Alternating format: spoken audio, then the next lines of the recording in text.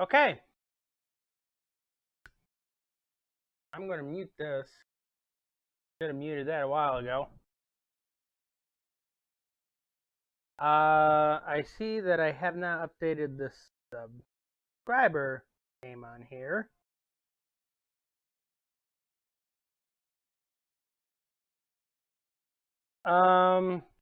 Di, can you do me a favor?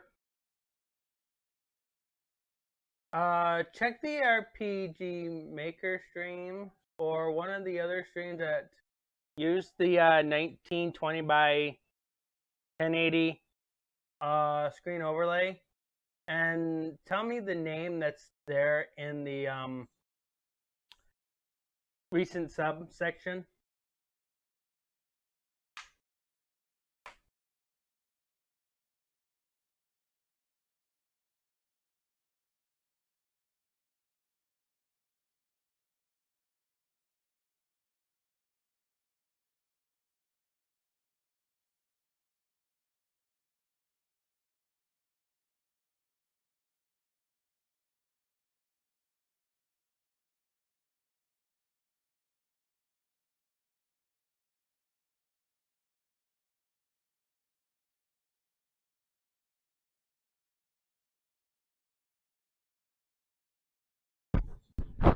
Di, are you there?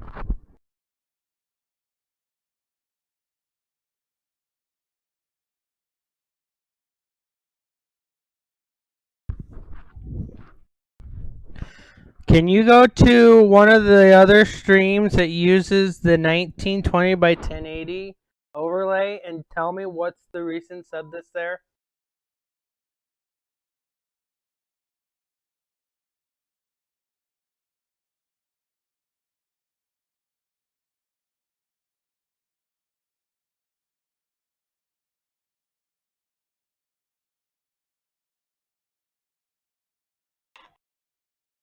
Yes, please. I want to update the recent subscriber on this. I meant to do something here first, so you're going to see the desktop for a little bit. There we go. I need this in order to run the tablet.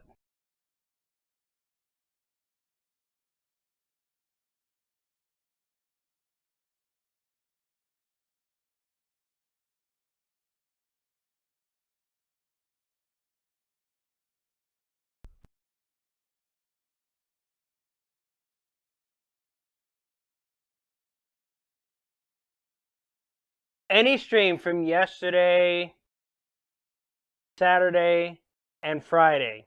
Nothing before Friday because we didn't have a change before Friday. I'm pretty sure the new subscriber was listed when the RPG Maker was live.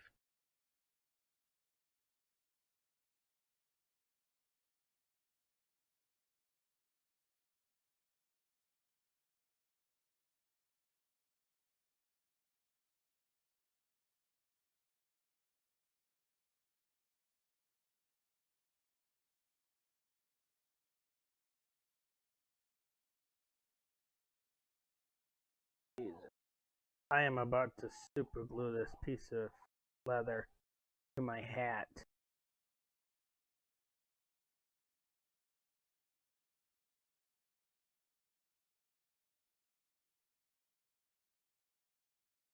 No, I need you to give me the name. Just type the name down so I can update it. I don't need the stream, I just need the name.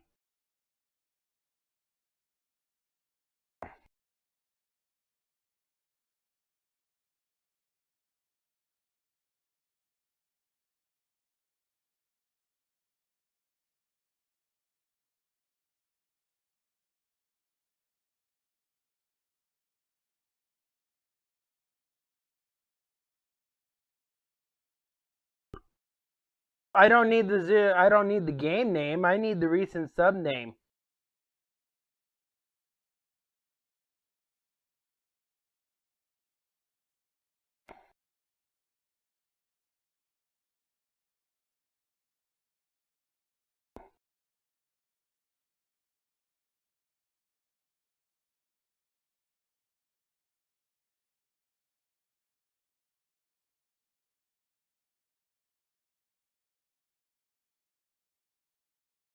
Should be Ray something.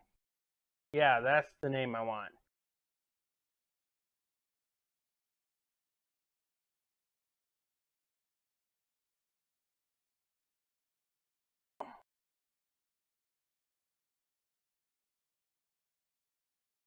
Okay, that's the name I want.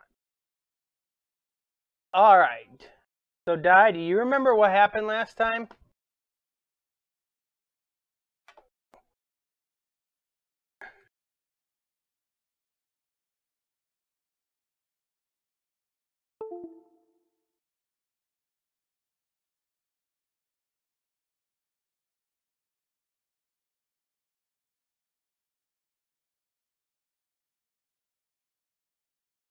Finish with stuff on the plane.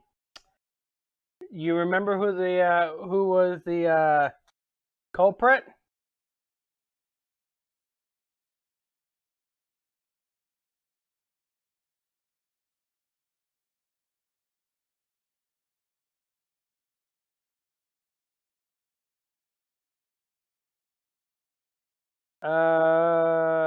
Well, it's the L is after the second E. So her name is supposed to be a reference to chamomile, which is a sweater. Hey, Phoenix.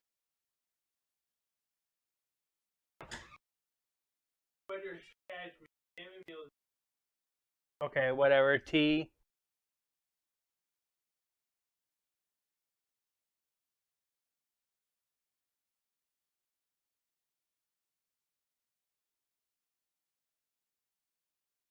But now, Edgeworth's going to be going on to a new case.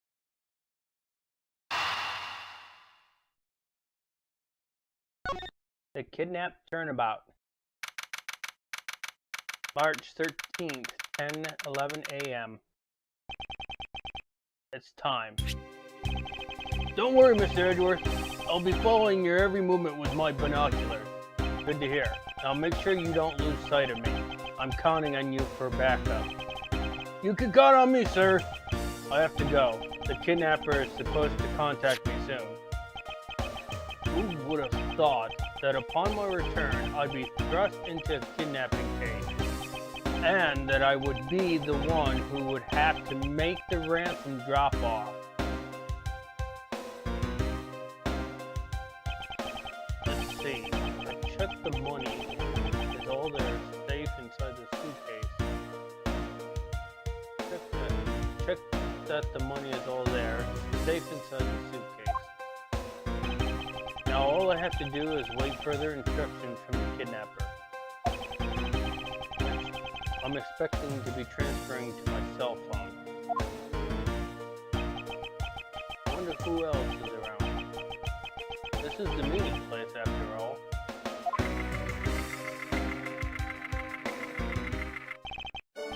Welcome to Gatewater Land. Oh, thank you. And a big hello to you. I'm the Proto Badger. Nice to meet you.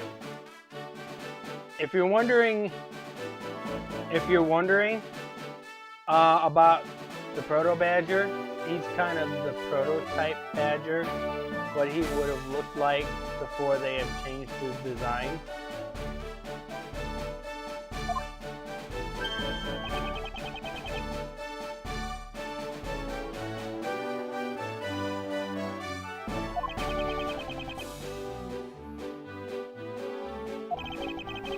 Excuse me, but were you perhaps thinking of taking a picture of me? A picture? Of you? Sorry, but I am not interested. That's too bad. Well, have a good day. Hello? Who are you? You're not Ernest Amano. Sounds like the kidnapper using some sort of voice alteration device. I'm his representative, Miles Edgeworth. Are you a cop? No, I'm a prosecutor. nervous to call himself out.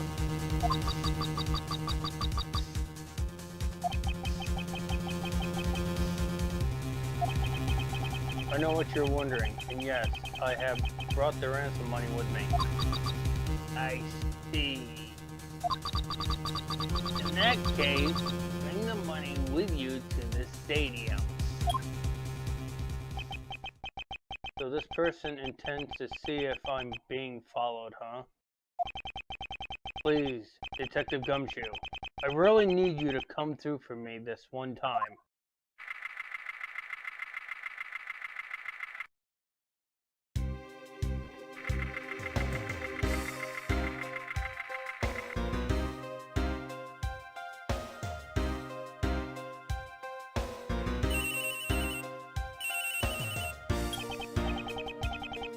Edgeworth speaking. Next, come to the haunted house. And just how long do you intend to have me wander around for? That's for me to decide. You don't have much of a choice here, my friend. Suppose not.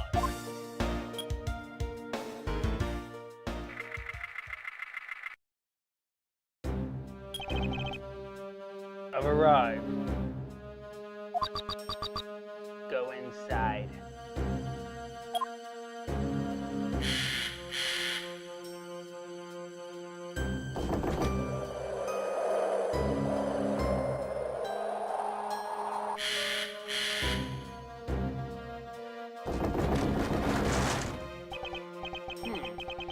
What a dismal place.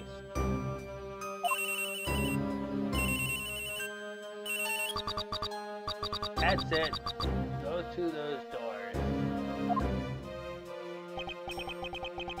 Am I being watched from somewhere?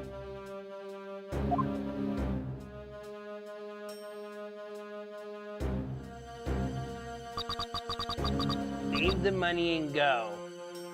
Now.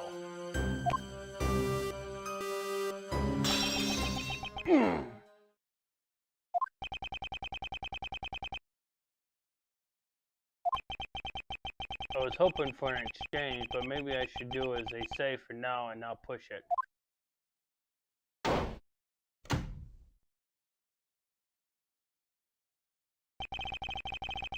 I couldn't catch even a glimpse of the kidnapper.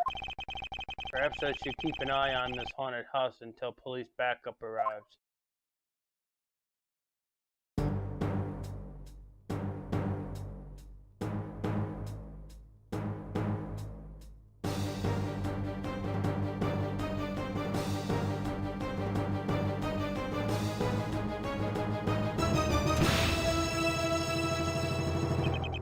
Ugh! It was a trap!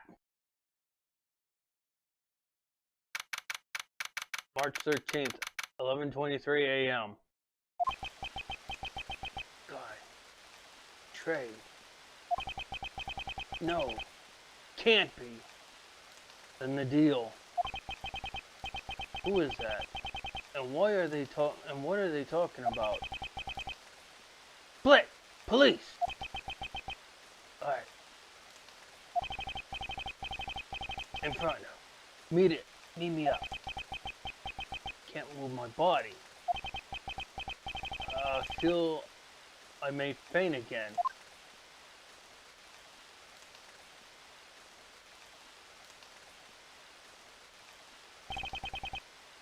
Where am I? How long was I out? It wasn't raining like it is now when I made the drop-off. This was supposed to be a simple affair. So why have I been taken hostage as well? I can only assume Detective Gumshoe lost sight of me at some point. The only reason I agreed to be the drop-off man was because of the phone call. It was from Mr. Ernest Amano, the director of the powerful Zaibatsu, the Amano Group. But aside from that, I also owe him a great debt of gratitude. His only son, Lance, had been kidnapped. I know that Lance is already in his 20s, but I I guess some things you never grow out of.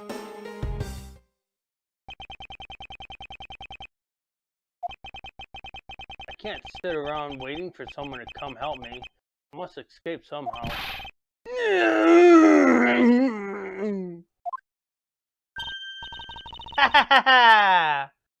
Was that you making that funny sound?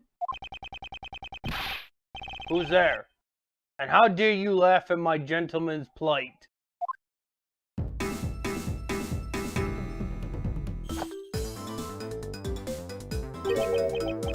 Who are you?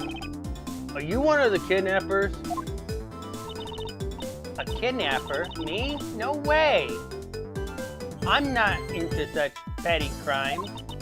Nope, I'm after something much, much bigger. Edgeworth gets into one sticky situation into another. Must be worn out from today's ordeal. Focus, Miles. Oh, I forgot to introduce myself. Sorry about that. Ahem.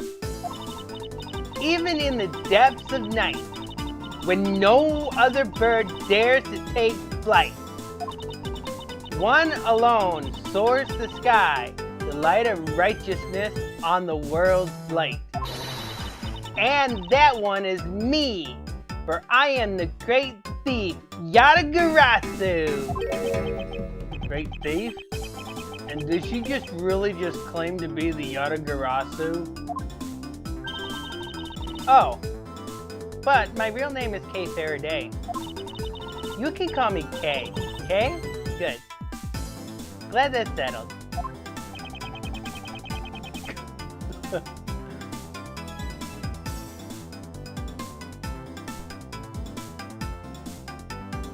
They had to give Miles Edgeworth a Maya Fey.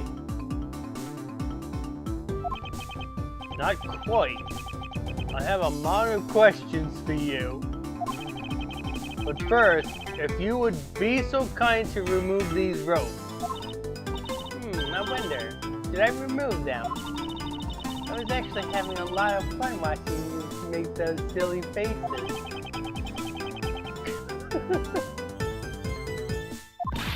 Hey, there's no need to get all mad and icy glary on me, you know.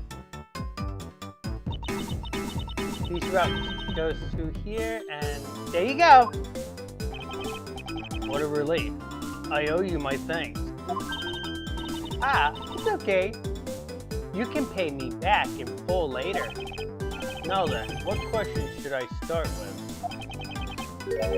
Fortunately, I can already tell nothing is going to be easy with this cheeky girl. You call yourself a great thief? Yet, are you really a thief at all? You doubt me? I get it. You think that a young lady like me couldn't possibly be such a big-time thief, right? That's not the part I have a tough time believing. I am the real, genuine Yatagarasu, you know? Yep, I am a pure-blooded great thief. It's a little something I inherited from my predecessor.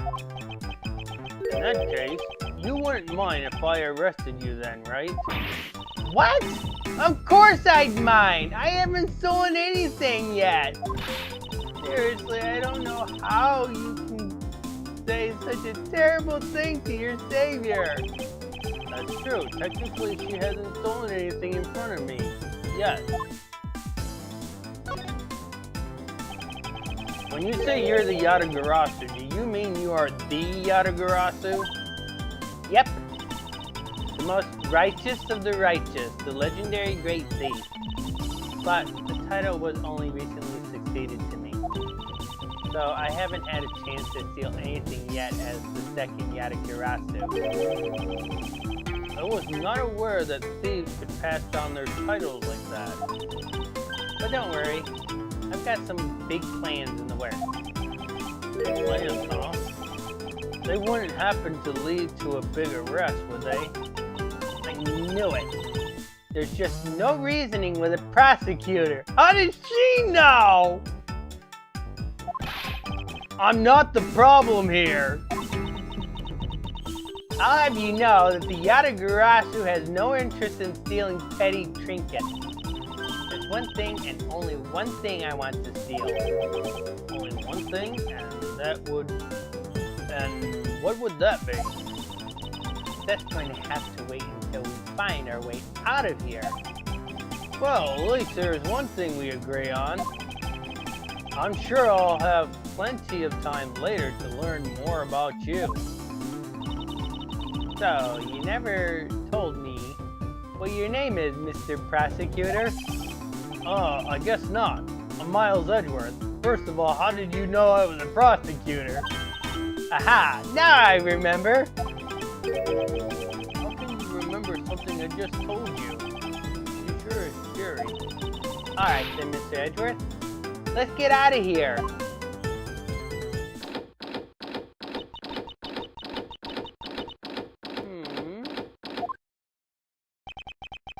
It would seem that we are locked in from the other side.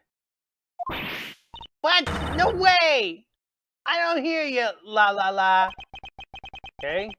You do remember where you came in from, right? It looks like that might be our only way out of this room. Whoops. Slight miscalculation. That's a good height to make an entrance from, but I can't jump that high to make an exit. I suppose we have no choice but to look around and see if we can find another way out. Isolation room.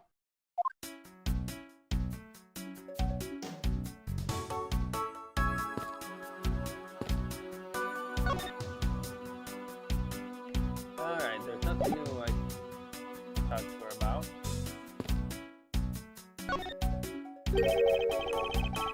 They're holding a Blue Badger photo rally. You didn't know? Plus, it's not just the Blue Badger, it's his whole family too. If you manage to snap a shot of every member of the family, you get a really polished, really posh prize. Well, there's a costume head sitting over there. Why not start with a picture of that? You can't do that, that's cheating. There's only one of each badger in the park, so you have to work for it. Speaking of badgers, there was one sitting against a wall in the haunted house. Seriously? But somehow, I don't think that one counts, Mr. Edgeworth. You have to take a picture of the costume ones walking around the park. So those are the rules for this game. How quiet. Badger photo rally data jotted down in my organizer.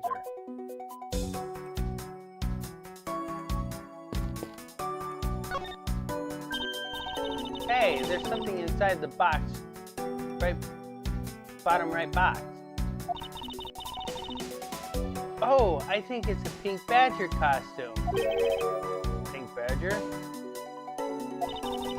You don't keep up with what's going on in the world, do you? In that case, you'd better study up on the whole badger clan with this. What is this thing? Think of it as a Bible of all the things you'll ever need to know about the clan. Proto-badgers, the very first badger. Blue Badger, an ally of justice who keeps the peace. Bad Badger, and a vile criminal with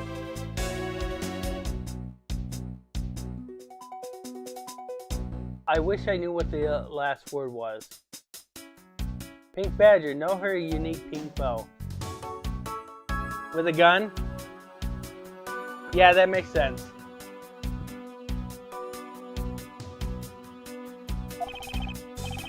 Whatever, I suppose I can keep it as a reference guide or something.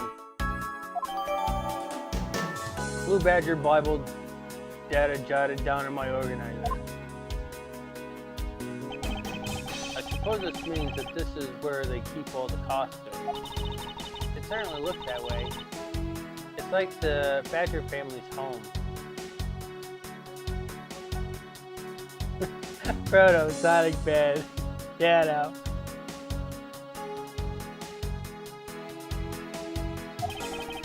There are 8 boxes, but 7 of them are empty. Which generally means is somebody's wearing the backup costume, which means those 3 people would be your kidnapper. Which means the 7 of the costumes are in use right now.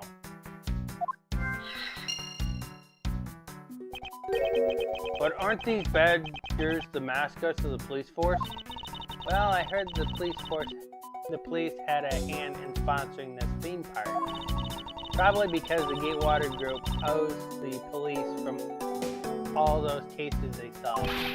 They have all the power of the state, and they used it to make a theme park? It's not just any theme park. They have a handcuff-shaped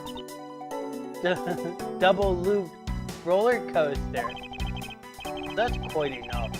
I'm feeling woozy from just the thought of such a thing. Won't rest until I inspect every suspicious-looking nook and cranny.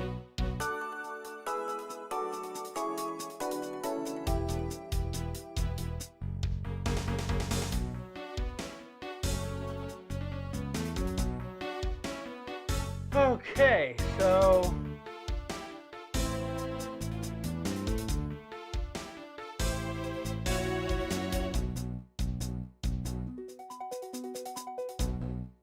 the key.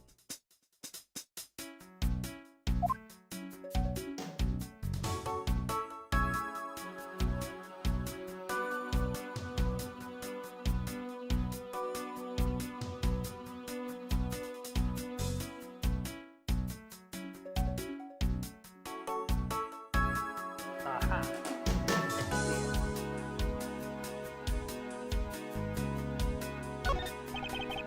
And what have we here? Ah! Why do I have a laser-like stare aimed right at me? Did you want to take a look?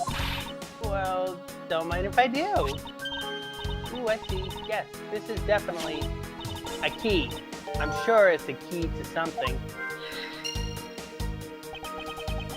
So something is what is relevant to my interest. Okay.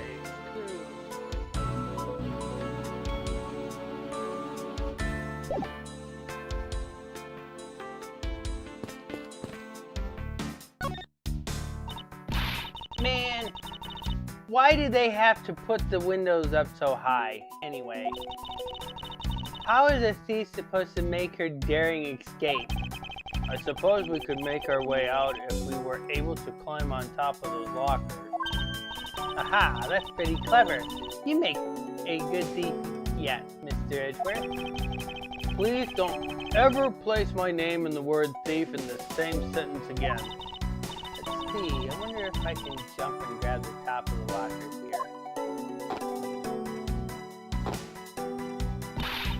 here. Man, why do they have to make such ginormous lockers anyways?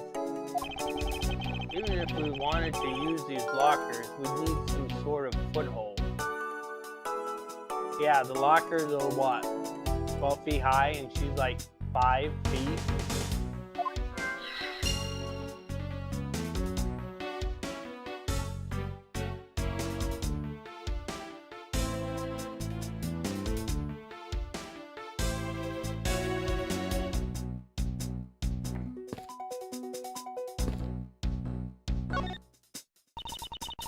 Maybe we can use the paint to help us escape.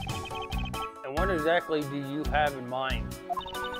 Well, we can paint help in really giant letters. And who, pray tell, would see these giant letters? We're inside of a building. Okay, then how about the light the paint on fire and send out colorful smoke signals. Anyone who saw it would think some crazy arsonist was about and call the cops. Actually, that might not be all that great for me, seeing as I'm asleep and all. Let's try to find something other than this paint to use, shall we?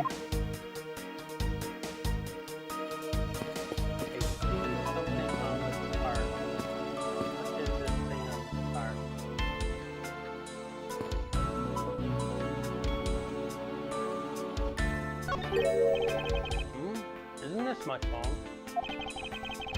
Looks like it made it through the ordeal intact.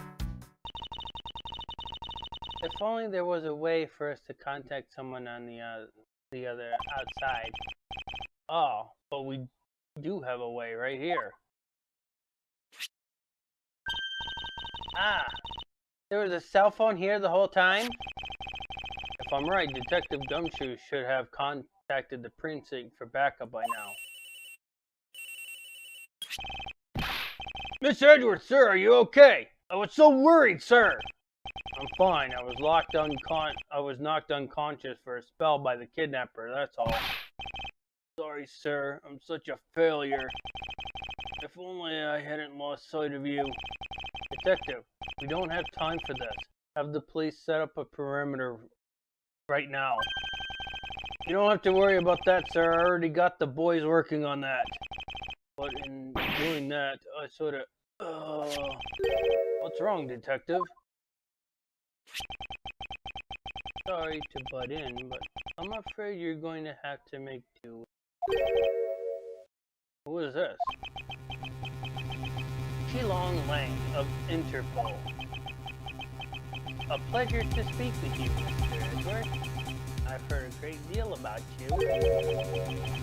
So why exactly is an Interpol agent like yourself involved in a domestic kidnapping case? Don't sweat the details. A crime's a crime, whether it's a local or a global scale. Besides, you're the one who's in a world of trouble. And why would you say that?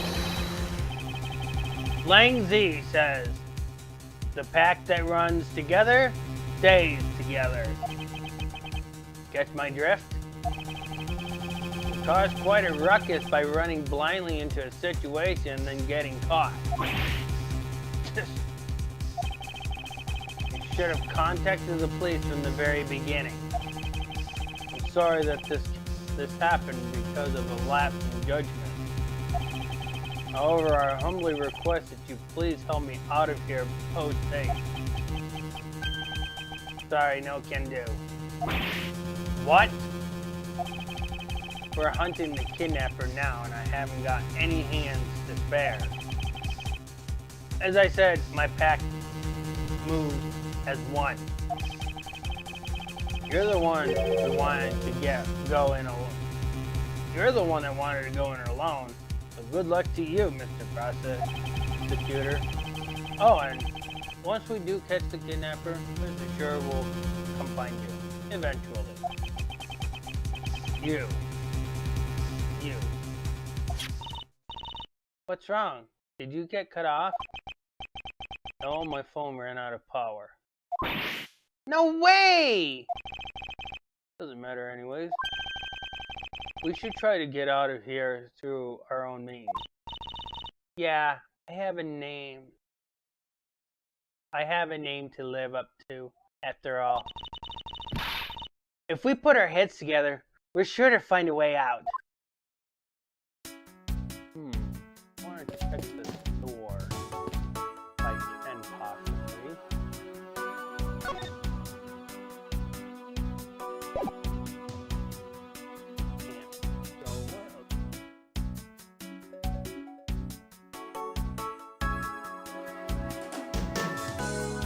Alright, let's try some logic.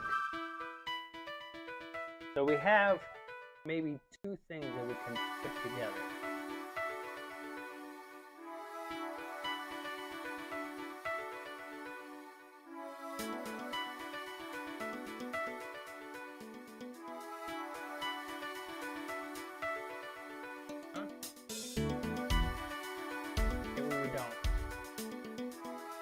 We don't. We don't have enough. Yeah, we don't have enough right now. I need to keep investigating.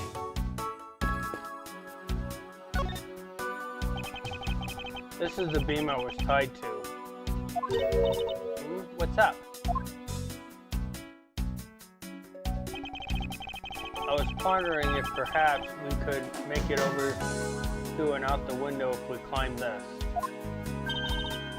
Good thinking. And if it's climbing action you need, just leave it to me. Thanks. The little knot, the little hook looks like it might make for a good foothold. Up you go, Kay, and good luck. Count on it. Great thief Yatagarasu spreads her mighty wings and takes to the skies. Here I go.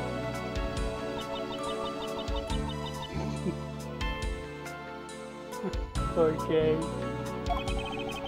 As I thought, the beam was definitely not made for climbing.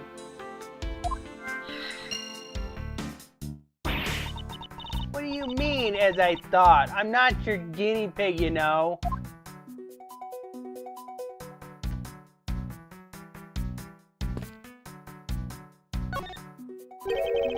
What is this? Looks like the bad badger, and it's looking as bad as ever. Looks like a costume head to me. I guess the bad badger's costume is, at the very least, a two-piece, huh? The real question is, why is only the head sitting out here on the floor? Bad badger's head jotted down in my organizer. So there's one thing I'm supposed to...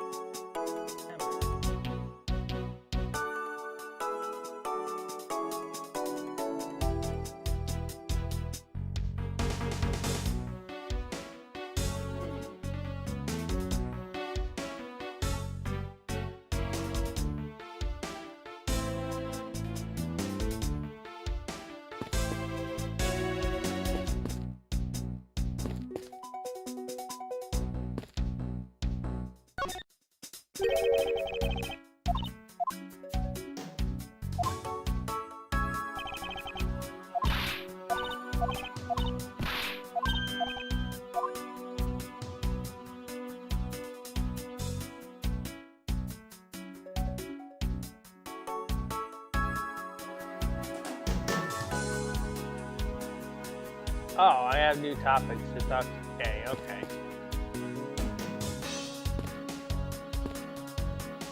Okay. Do you know where the person who kidnapped me went? Well, after they locked you up in here. It sounded like they went into the next room and started talking to someone. It feels like I heard something as well, but it's full of haze in my mind. However, I do recall that the kidnapper was talking to someone. It was just a guess before, but I guess I really am dealing with two kidnappers here. After that, they left. It almost seems as if they were done with you. I suppose that is the case, as my kidnapping seems like an afterthought to the $1 million. Well, if they went into the next room, let's see what we can find out through the slot. Okay. Oh, we can peer into the room the kidnappers were in from there. I won't rest until I inspect every suspicious looking nook and cranny.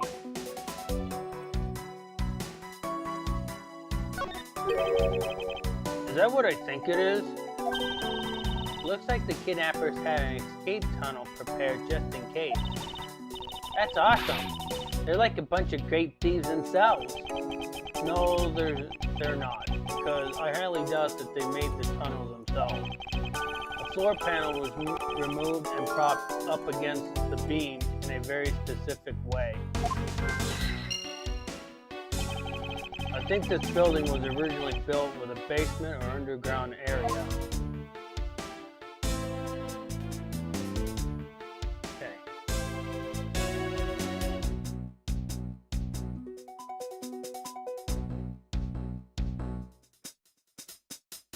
Alright, maybe we can do some logic this time. Alright. Now we should be able to do a couple.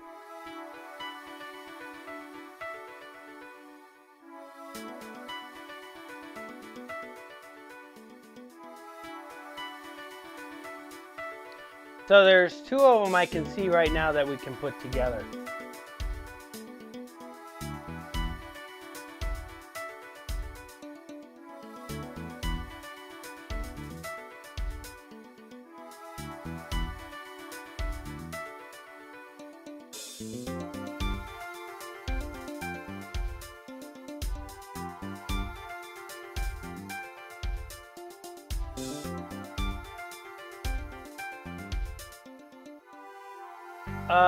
No, these can't go together yet, but we can put these together.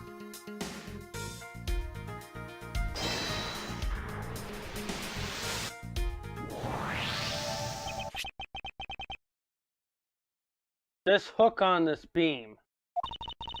You know, I already tried, and there's no way I can jump from this hook to the window. Come on, even you have to admit when something's just not possible. Huh. I wasn't about to suggest that again, rather that it's here for a different purpose. Really? Like what? As you saw in the adjacent room, it's clearly for keeping a floor panel propped up. Which means that there should be a panel in this room that we can open as well. Oh, I get it. We didn't notice its existence all this time because it was being hidden by the tarp. Alright then, let's fold this thing up and see what's underneath. Now this is what I call a treasure. So now that we have that, I need to examine this. Right.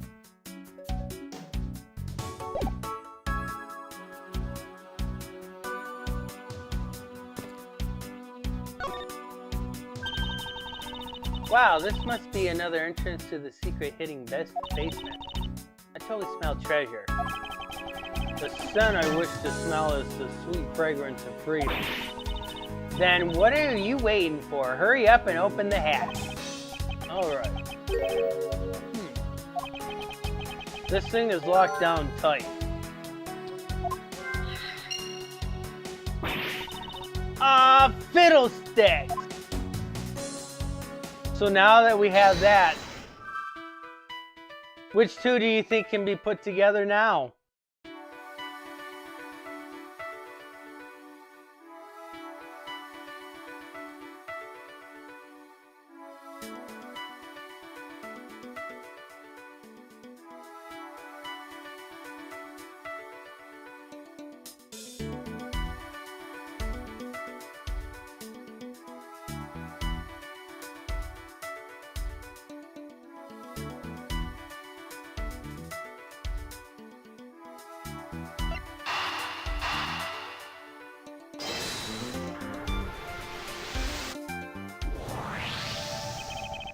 I believe you're up, Kay.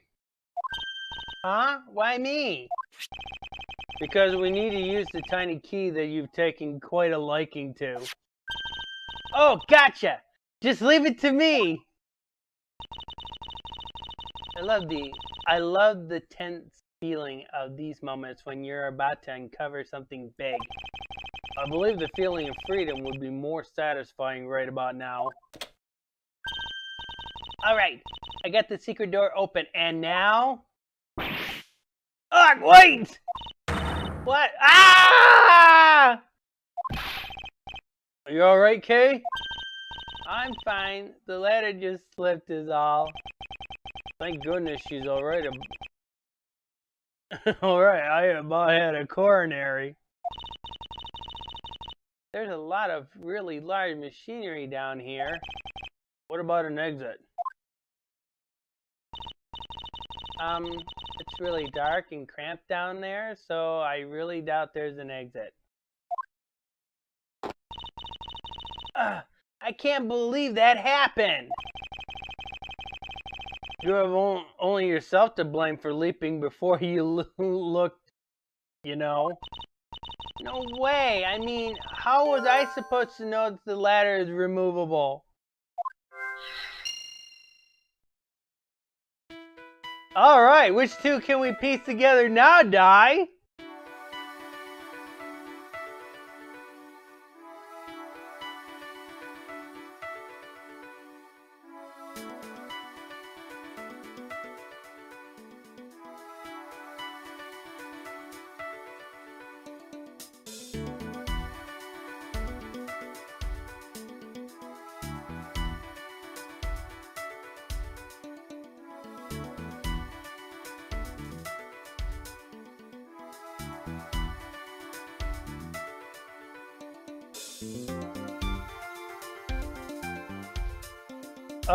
No, not the costume. Let's try the lockers.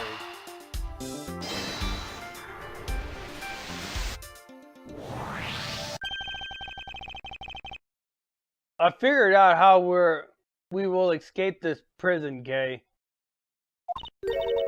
Oh, so how are we going to bust out? It seems that your reckless actions were of use after all. Are you actually praising me? More of a thank you for giving me an idea regarding this ladder. The underground ladder? What about it? This ladder isn't just for those who wishes to go down. Oh, I see. If we use this... Yes, I believe it's long enough to reach the top of those lockers. Well then, what are we waiting for?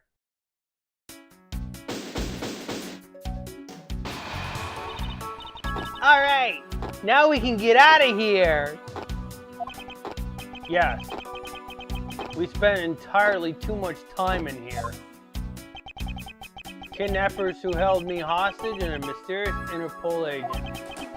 This case is only getting started and I'll be the one to bring it to a resounding end. March 13th, 12:11 p.m., Wild Wild West area.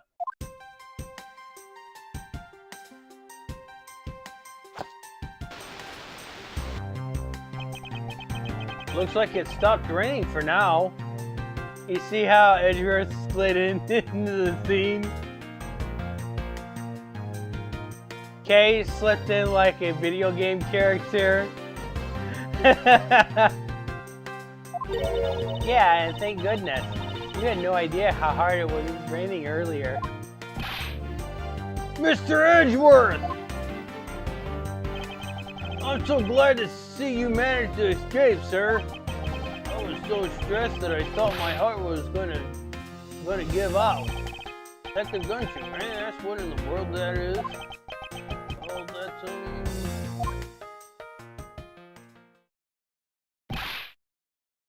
Count off!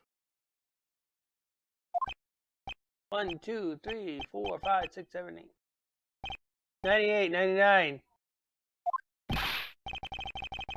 Shifu, all 99 members are here and accounted for, sir.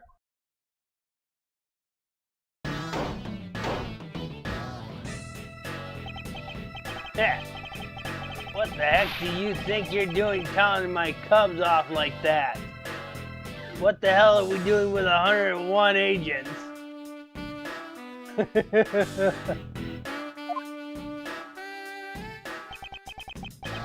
Every person's a valuable human being, you get me?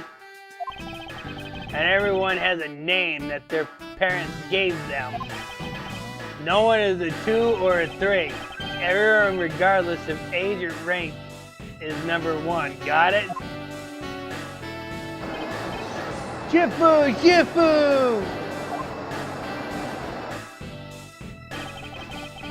You're Agent Lang, I take it. You infidel, how dare you address our Shifu so rudely? Grrr! Lang Z says, a cub who disrespects others soon feels the disciplinary bite of an elder. So don't you ever forget to show the proper respect towards another person.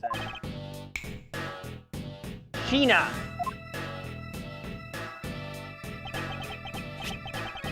This isn't much, but please accept my card. Oh, thanks.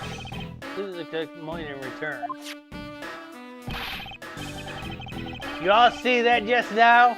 That is the proper way for two people to show their respect. Keep that in mind and you'll get far in life, got it? Ah, that's right. Francesca did warn me. Something about an elite Interpol agent from the Republic of Zangfa. Apparently this man has the highest successful arrest rate in the organization. Agent Lang, what exactly is an Interpol agent involved with this clearly domestic case? That's none of your business, Mr. Prosecutor. How is it not? I've heard a rumor or two about you. You solved a murder that occurred during your flight home recently, right? Ha! But you sure took a while just to arrest one little flight attendant. How pathetic. How dare you say that about Mr. Edgeworth? Are you saying you could have sold it faster, pal? The comedic relief jumps to the aid of his master. How cliche. Look, what I'm getting at is that if I had been there, no one would have died. I would have solved the entire case and Agent Hicks would still be with us here today. Agent Ling knew yesterday's victim, Agent Acme Hicks. Hicks was like a brother to me, so now I'm out to take my revenge. Agent Hicks was investing in smuggling rings from Disco and a third party. This must be the man she was talking about. In that case, you should understand how I feel, as if the kidnap is someone I know. So I ask that you please allow me to participate in the investigation. This isn't your neatly trimmed courtroom of Eden, you know. You're out in the wilderness now, Mr. Prosecutor, and way out of your league. No hard feelings, but why don't you go on back to your courtroom now, pretty boy? You dare to mock the court? I do, and I don't need the help of a filthy prosecutor. Sorry, but the truth doesn't need the likes of you to distort it today. Who uses the adjective filthy to describe prosecutor? And why? Why do I have such an intense loathing emanating from him?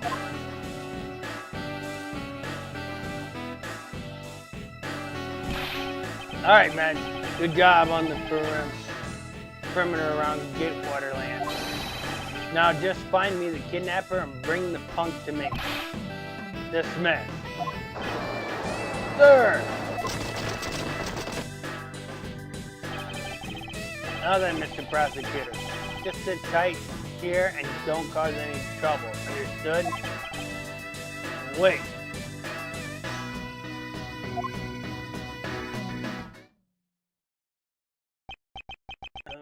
Mr. Edgeworth, it's been a while since I last met someone so disagreeable. Why of all places did he show up here and completely out of the blue at that?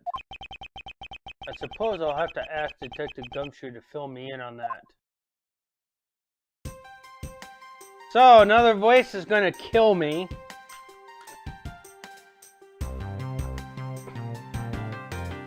We're going to have a very tough time with Lang's voice.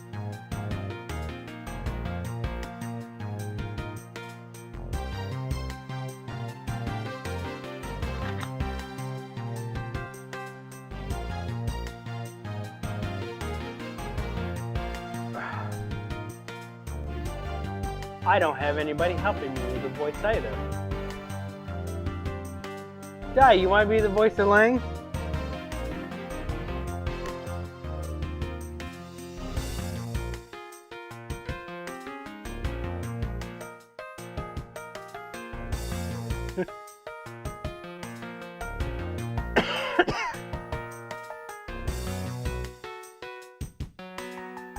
No, yes, maybe? You're probably gonna say my voice says it doesn't go that deep.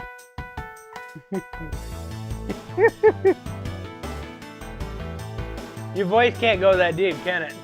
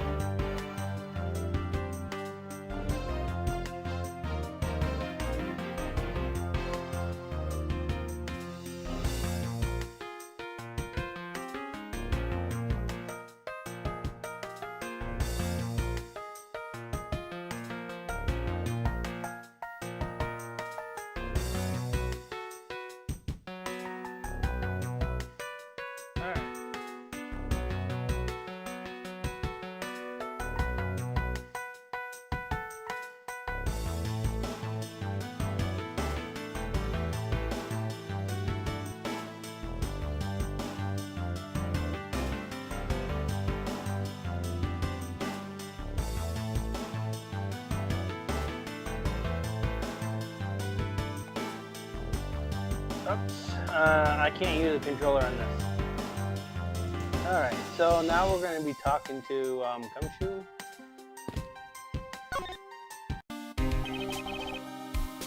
Of course, they still have this music in this game too.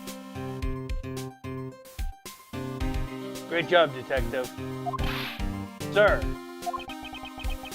for losing sight of me and the kidnapper and allowing my investigation to be hijacked. Sir, I look forward to your next month's salary assessment. But the case isn't lost yet, sir. I'm going to show you just how much of a man Dick Gumshoe can be. Shall I prepare the 21-gun salute now or later? Detective, are you sure it was the precinct you called for backup? Of course, sir! I think I would know that the number to my own precinct like the back of my hand. Then why did an Interpol agent show up instead with an army of his own agents? That I have no idea.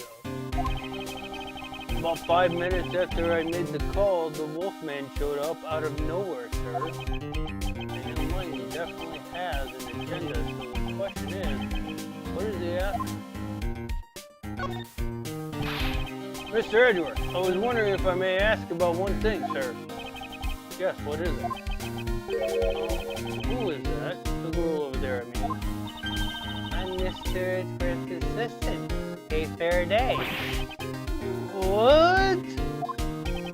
Honey, I don't recall making you my assistant. Yeah, I'm Mr. Edgeworth's assistant. Me. It's me. It's been like that since forever. Hey, but I just stole your supporting role. How can you say something so serious with that giant grin on your face, pal? Mr. Edgeworth, we've got a thief on our hands, sir. She stole my role, sir. I'm taking her in, getting her convicted, and making sure she serves out her sentences. Oh, come on, it'll be fun, like musical chairs. You'd better stay fast on your feet. No way! I won't! I will not lose the spotlight to you, little girl.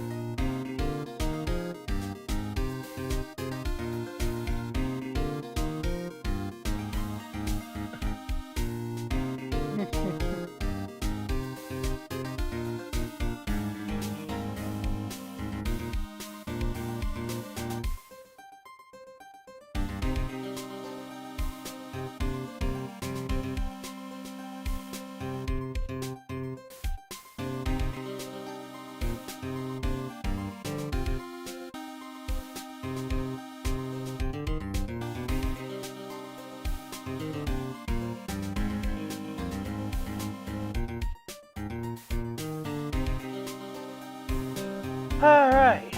I think you're liking K, right, Di?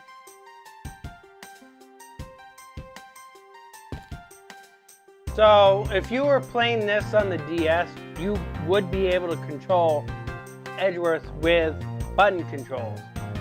If you're playing this on the Switch, when it comes out in September, you'll be able to use button controls instead of the touchscreen.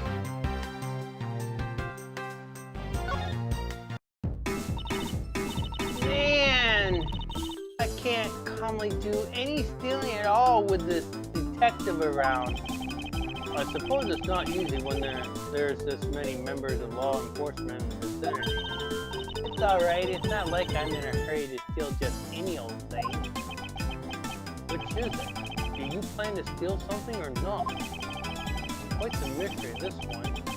Maybe I should talk with her a bit more. So, what are you going to do about your investigation into the kidnapping?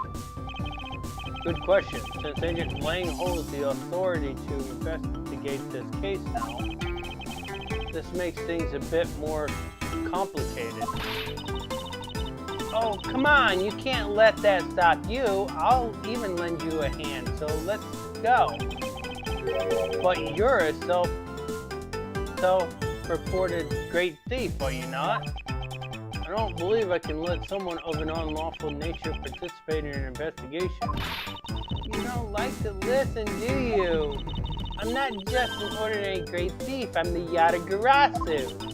And as I said earlier, Yatagarasu is after one and one thing only. What is this one and only one that you're after?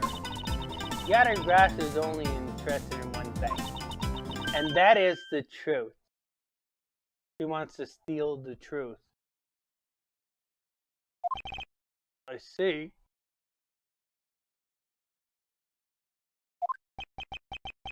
It was 7 years ago. There was a vigilante who threw their business world into a panic. Labeled mysterious and phantom-like, the Yatagarasu appeared and vanished at will. Though we still don't know much about the thief's ultimate goal, we do know the targets. Yatagarasu likes to find and make public evidence of corrupt dealings of all sorts. Once the target was chosen, no dramatic calling card or announcement was sent forth. Instead, the chosen corporation was infiltrated without even the target noticing. Some days later, the evidence that was found was sent out to the mass media, along with a card with the mark of a three-legged raven. Looking back, I suppose you could call what the Yatagarasu was feeling the truth. Could this child really be the successor to the original Yatagarasu? But it can't be, can it?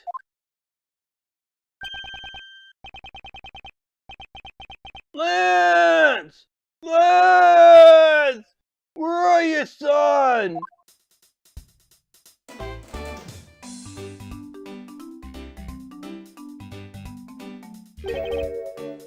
Mr. Wano? Guy. What do you see out his ear?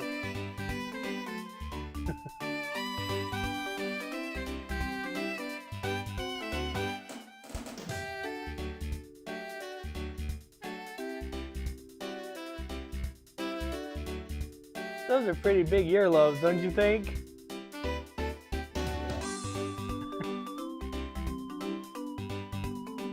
Forget about piercing them things.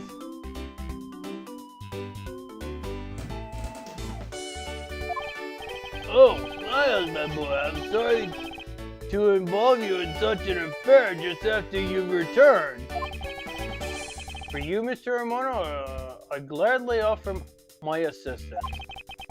After all, I have you to thank for how well things turned out during my time abroad. If it wasn't for you, I might not have been introduced to that law office, and had the chance to study the inner workings of another country's judicial system. No, no, no. Think nothing of it. As you know, Manfred and I go way back. I consider a beloved disciple of his to be like one of my own blood. That doesn't sound good at all, especially what he did. If you ever want to go overseas again, you need only ask. I can use my company's vast network to send you anywhere at any time. So, who's the old man? He is the father of the currently kidnapped Lance Amano, Ernest Amano. Now then, have you found Lance yet, Miles? Please, I miss my poor boy dearly. Terribly sorry, but your son's whereabouts remain unknown, Mr. Amano. What? Then what happened to all that money? I believe the $1 million has been stolen, and that the culprits are now on the run. What? Poor old man. Don't you have anything you could give him to cheer him up, Mr. Edgeworth? Forgive me, Mr. Amano. Refresh my memory. What kind of a person is Lance again? Oh, well, how about telling you about Lance, help you get him back? Surprisingly, a lot can be deduced from a person's relationships and behavior.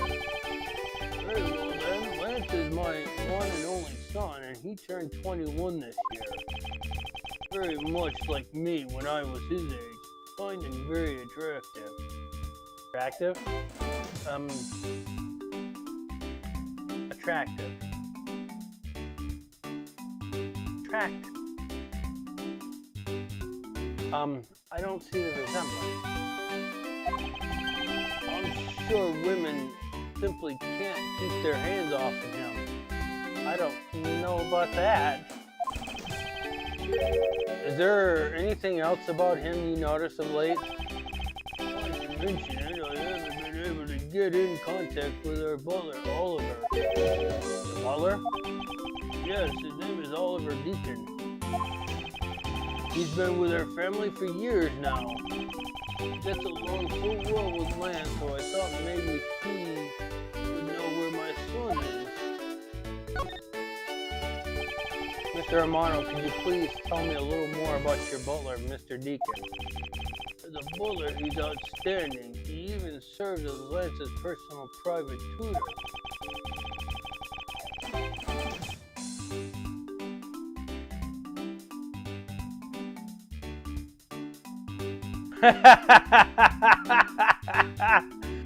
Because of it being black? Well, it's not black on my television. It's actually a green color. Because I have a setting onto it that if it goes on to any other color, it changes color. So like if it's on a dark color, like say if it's on black, it'll come up white. If it's on any other color, it'll just change to that color, okay? If it's a light color, it'll darken. So that's why it does that on here. If that wasn't there, that thing would be white and not black. He took a brief leave recently, but even after it was over, I haven't been able to reach him. So you still haven't spoken with him since his leave? What happened? What about his family and friends? They said they haven't seen him. I've tried everything I could think of, Miles. Do you think this could have something to do with Lance's kidnapping?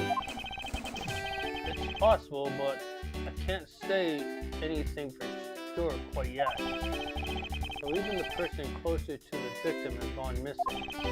However, Deacon sounds like one name I had better keep in mind.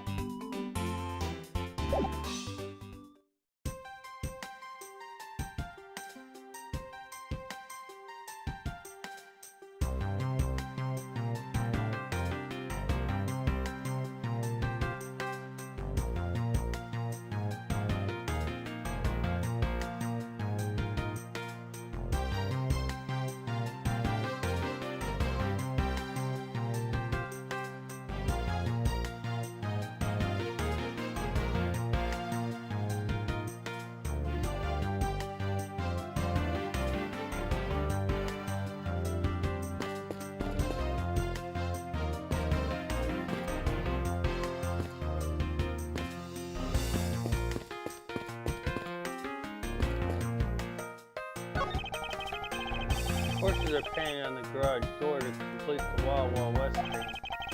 They also look like they're ready to jump out into the real world and gallop away. Almost being the key word. Oops. That is not what I wanted.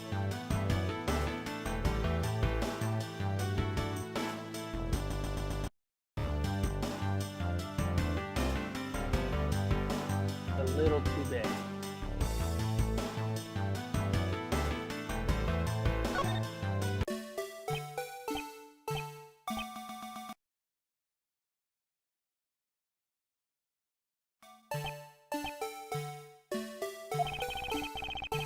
That wriggling.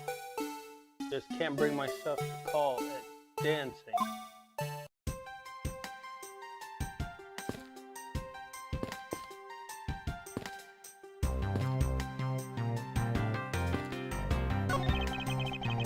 Some sort of trash was left in the mud here thanks to the rain. It looked like tire trash. Too bad they're destroying the Wild West atmosphere. They worked so hard to create. The tires on whatever made these probably got pretty muddy as well.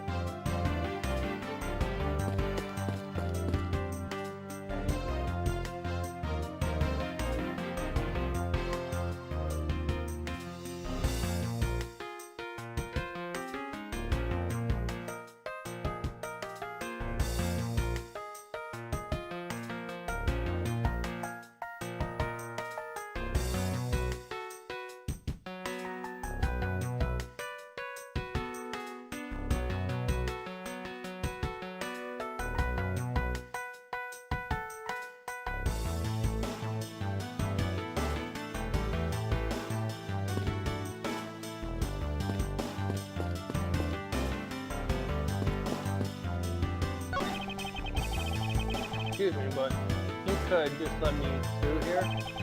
Sorry, I can't let anyone through. Agent Lang's order. I suppose I have to deal with this past now.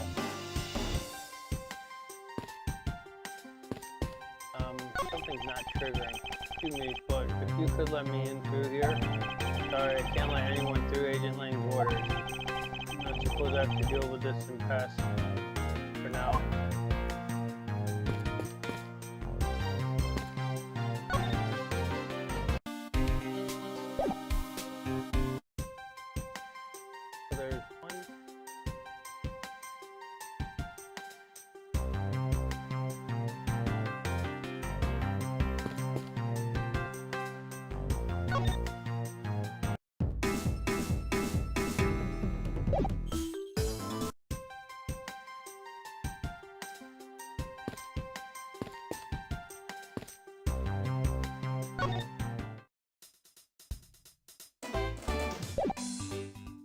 Something is not triggering.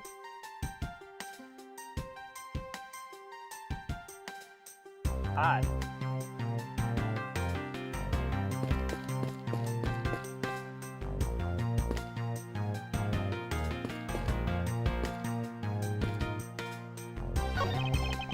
Excuse me, but if you could let me get through here. Sorry, I can't let anyone through. Agent Lang's orders. I suppose I have to deal with this too fast for now.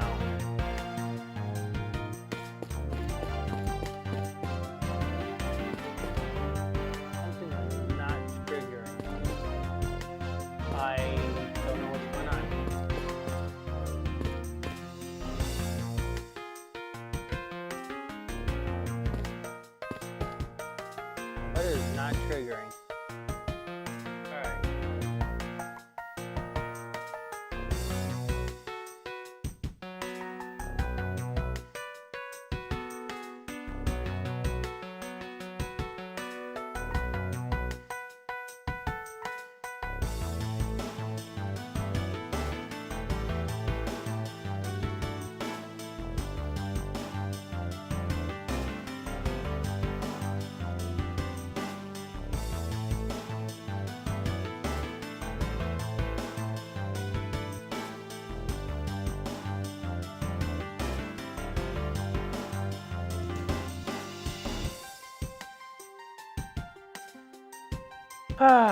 something is not triggering.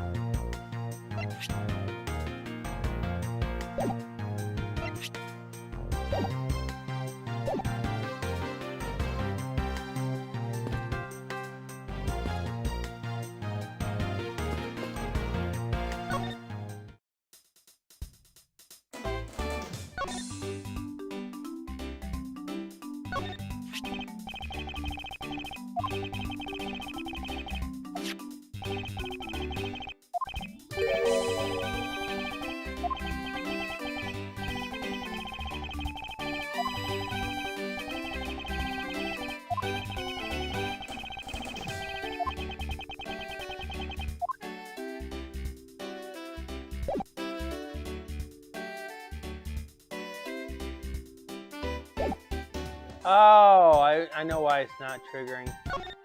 The first thing up here is not done.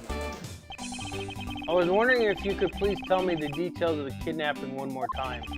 Oh, it was yesterday. A call came to the house. From the receiver came the son of my son. Help me, Daddy! I know this is tough, but please stay with me here, Mr. Romano. You don't understand. He hasn't called me Daddy in ages. It's incredibly moving. I wish I had recorded it. Saying that. He definitely should record that conversation. But not for the foolish, sentimental validity of an old man. Okay.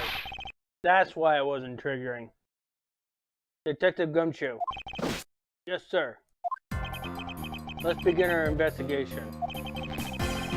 Even if the Interpol agent holds the authority to hold this investigation, we can't allow ourselves to stand idly by twiddling our thumbs. I'm with you 100%, Mr. Edgeworth, sir. I, Dick Gumshoe, pledge to stick by your side through thick and thin. Mr. Romano, it was my fault that the culprits escaped, which is why, with your blessing, I vow to return Lance to you myself. Oh! I've never seen you so passionate before, Miles. Good luck to you, my boy. Alright, well, what are we waiting for? Let's do some investigating. If you think I'm losing to you, pal, forget it. Wild West area. So, what should we examine first? Thanks to Agent Lang, we can't leave this area. But the culprit were here until only very recently. Which means we may be able to find some clues that will tell us how they escaped. Okay, let's get looking. Hey, you there. Who, me? What are you doing goofing off in a place like this? I wasn't goofing off. I was about to help Mr. Edgeworth kick off his investigation. You imbecile. All persons detectives are now under Agent Lang's direct command. No way! I am not working for Wolf Boy! Mr. Edgeworth, can't you do something?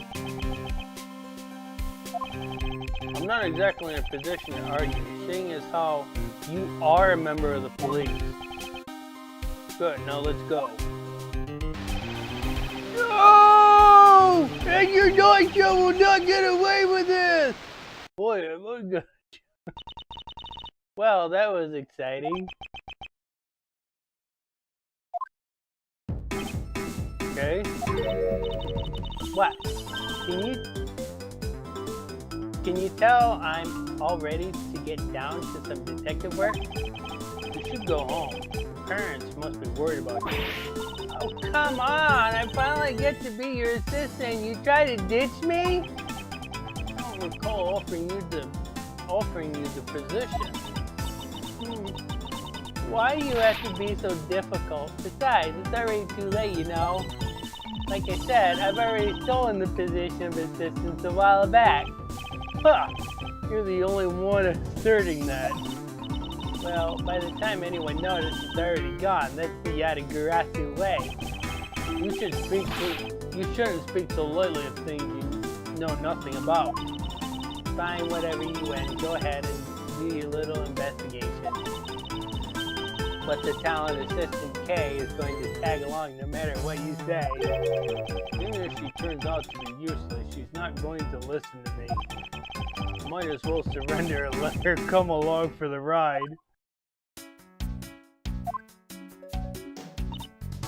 Yes? Okay. What do you think about the kidnapping? Well, I don't know anything about the victim. So actually, I was hoping you could tell me. Oh, that's right. I never did explain the situation. I got involved because of a phone call I received. It was from none other than the director of the Tamano Group, Mr. Ernest Tamano. His only son, Lance, had been kidnapped and he wanted me to be the drop-off man. Little did I suspect that I would be abducted myself. And that's when I found you tied to a pole screaming, "Yeah!" Can you please drop that already?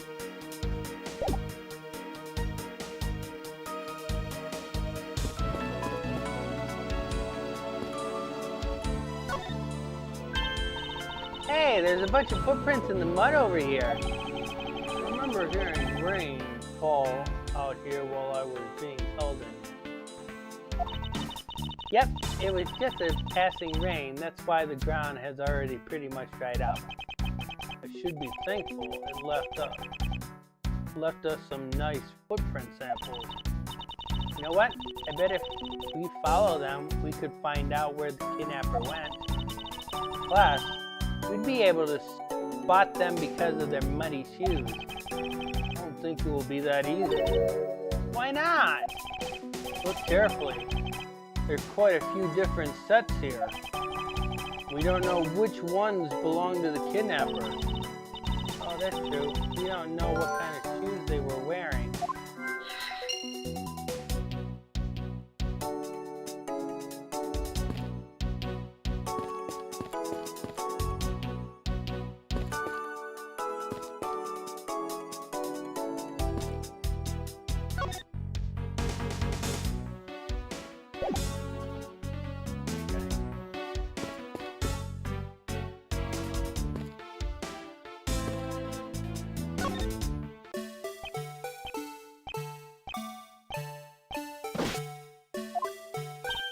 Hey, it's the blue badger!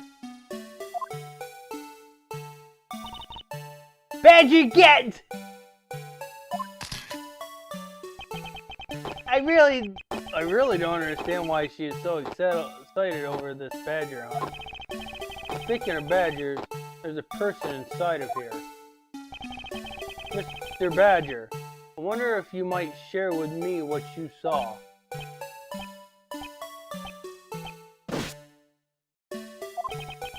He's doing that contorted wriggling dance again. Aha!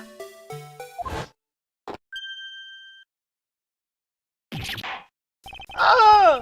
You've uncovered my undercover identity, sir!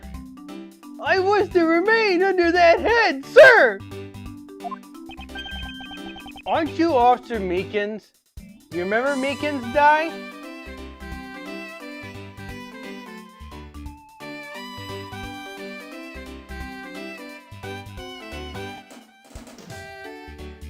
It's been a long time, hasn't it?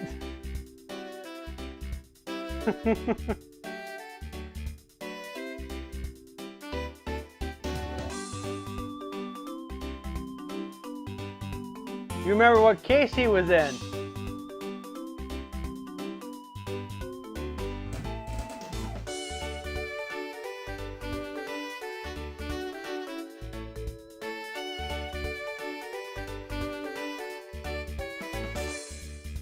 It's alright if you can't remember the name, you can call it That Long Case.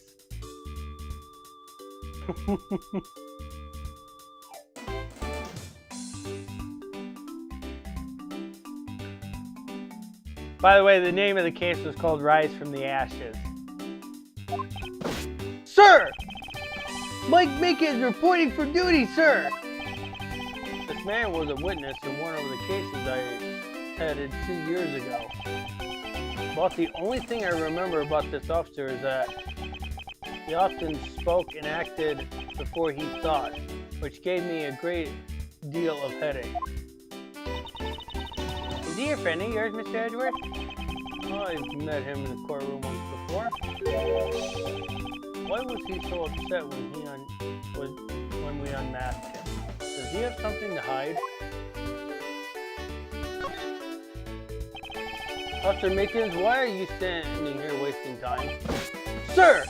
Because I'm not a police officer right now, sir. I'm the Blue Badger.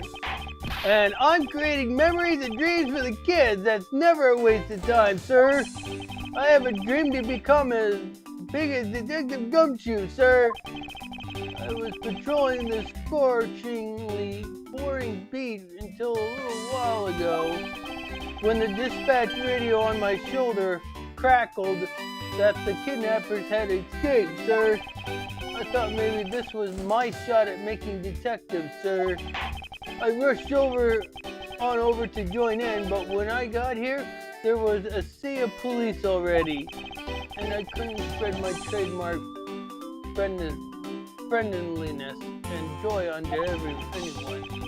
It seemed that some people never change. So, why exactly are you in that ridiculous outfit? Sir, that's because, sir, I'm here to keep the visitors in good spirits, sir. But it's also to hide the fact that I am an officer on the trail of a kidnapper, sir. I see. Agent Ling is very wise to employ this sort of diversionary tactic. He handed the role of the Blue Badger out of all the different disguises, sir. It's such an honor! How long have you been standing here, officer? Sir, for about 1 little hour, sir. That's around the time I woke up from being knocked unconscious. And I've been here ever since, sir. If that's true, then and it's possible Officer Meekin saw the kidnappers escaping. But however, sir, I must tell you I didn't see a thing, sir. I haven't asked you anything yet, officer. No. But I know you will, sir. He's hiding something from me. Officer Mickens, I insist that you tell me more about your recent movements. Sir, I've been playing the Blue Badger this whole time, sir, and getting into it too. I patrolled the park all while wearing this costume. And about 1 hour ago, I came over here, sir. I haven't seen any suspicious-looking people this whole time, sir. But I did see a badger, sir, a lone Blue Badger. What you said just now is contradictory to the fact. How so, Mr. Edgeworth? This is what Officer Meekin's testimony contradicts.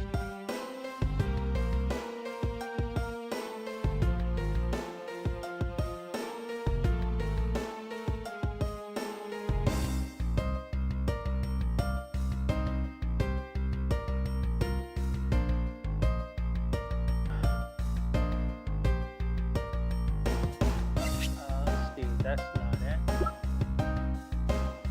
Do you want to do this die or no?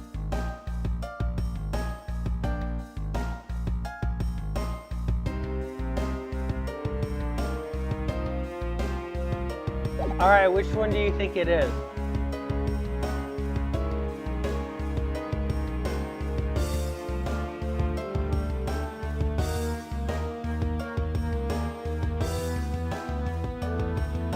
Well, this is of the bad badger.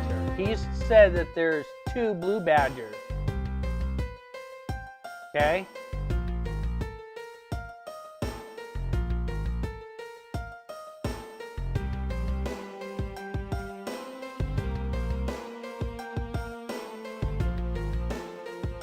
So if we look at,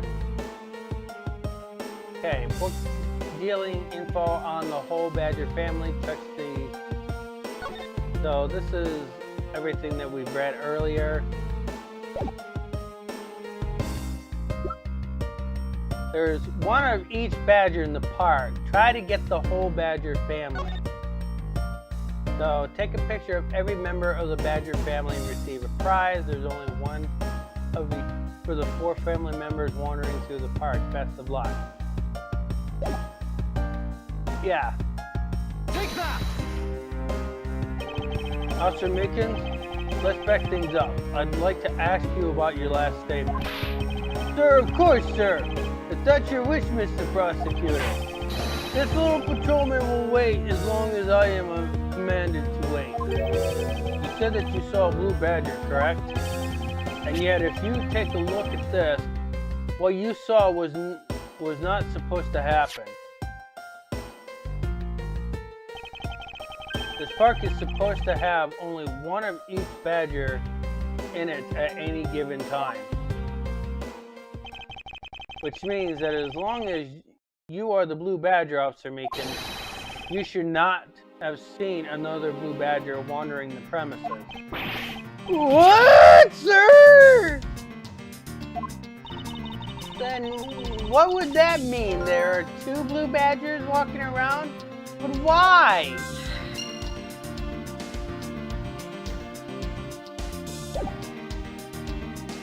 Okay.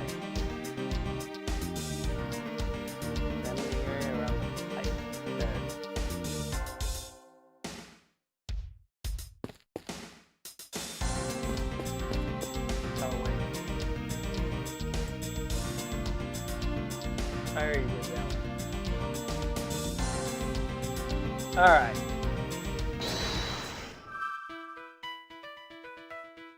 So we can connect 2 things.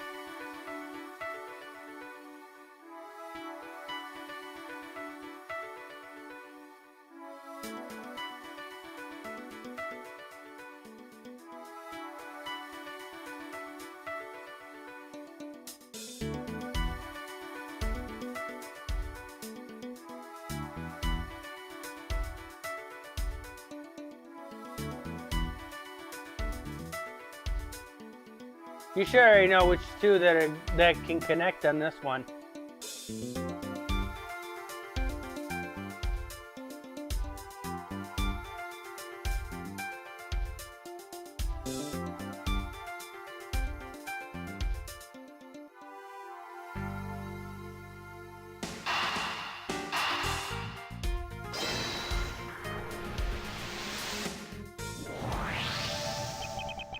A second blue badger that shouldn't exist. Clearly, the true identity of the person underneath is... Oh, I know. It's one of the kidnappers, right? That person wore a costume to get away. Precisely. After all, the costumes that were missing from the storage area are a blue badger, a proto badger, and a bad badger. Yes, those 3. So there are 3 phony badgers running around in the park somewhere, huh? Stolen costume data jotted down in my organizer.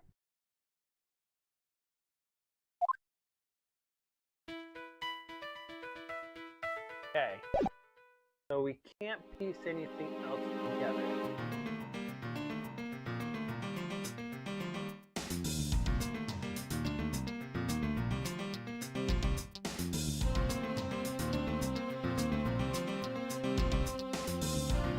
Maybe we can. Maybe we can. Maybe we can connect these 2.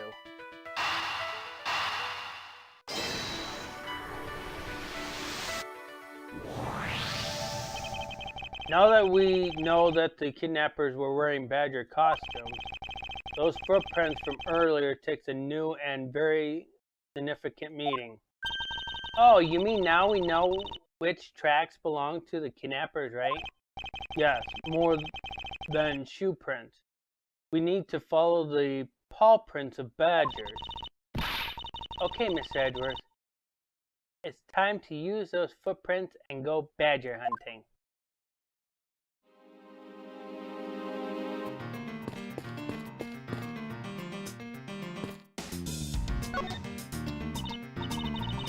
so we're looking for footprints made by a cosp.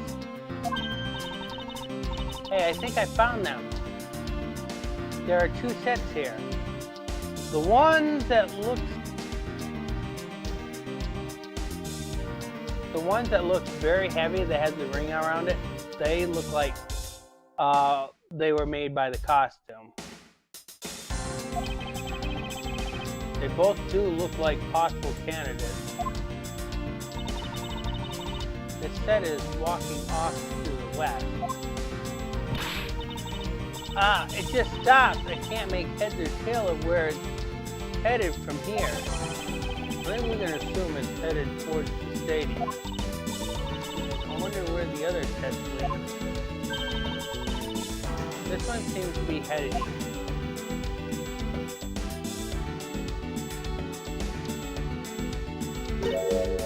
Huh? Quick, Mr. Edgeworth, I got him! I got one of the culprits! Oh no, I'm not a kidnapper, sir! Down, Kay. Clearly, those footprints belong to Officer Meekin.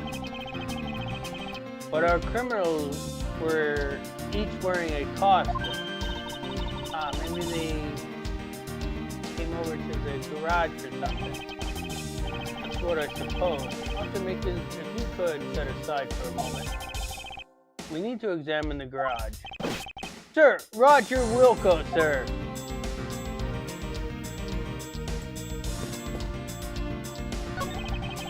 Let's open the shutters and see what we find. Maybe we'll find the kidnappers hiding inside. Ah!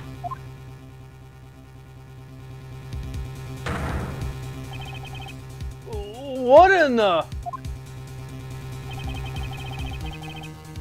We seem to have stumbled across a dead body.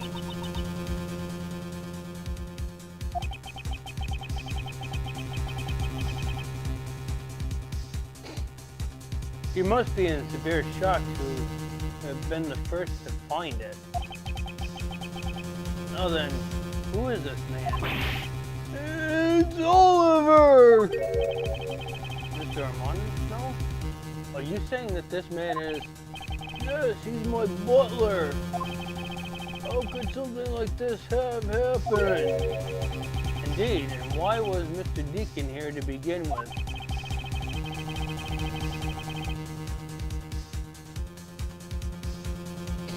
I'd better investigate the crime scene quickly before Agent Lang or his men return. The kidnapper's footprints led right to this garage, and right to a dead body. Is it possible one of the kidnappers is now a murder victim? For my cursory imagination, I believe this man died of a fatal bullet wound.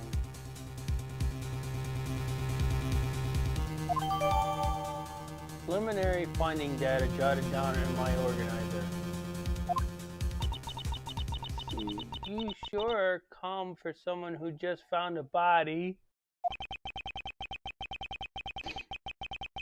It's surprising what one can become accustomed to in the span of 2 days.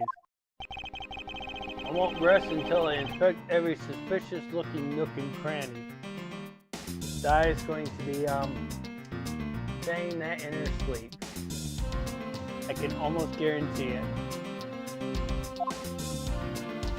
Alright, so we need to look at this.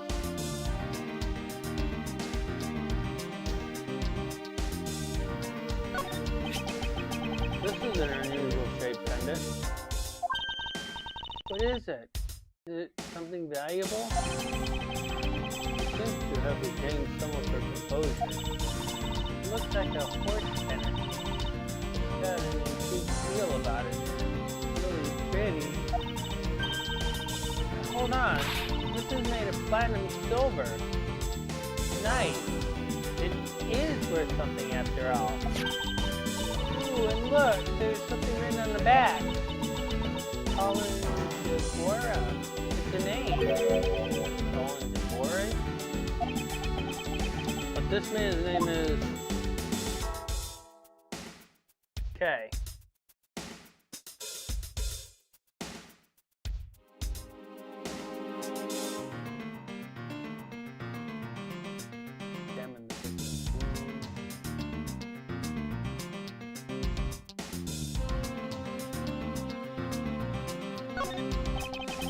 As long as the Interpol agent has control of this case, I'm not going to be able to have a real autopsy done on the victim. I'm no doctor, but let's see what I can piece together myself. There are 2 gunshot wounds, one in his abdomen and one in his shoulder. So that means he was shot twice? No, I don't think so. I think the abdominal one is an entry wound, and the one near his shoulder is an exit wound. Nice.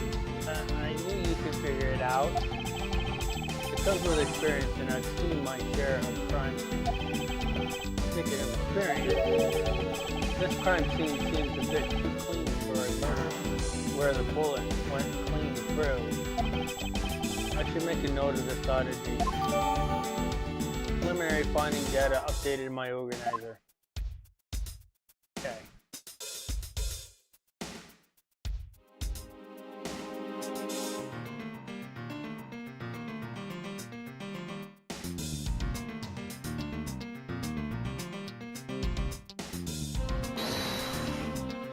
Alright, we're going to deduce this guy. Is this a spot somehow connected to any of the evidence I hold? And since we don't have all the pieces put together, there's only one piece of evidence that we have. It's not a legit piece of evidence, but it's the only thing we have that can work. So which one is it? Keep in mind, we do have evidences, and then we do have something that's not necessarily a piece of evidence.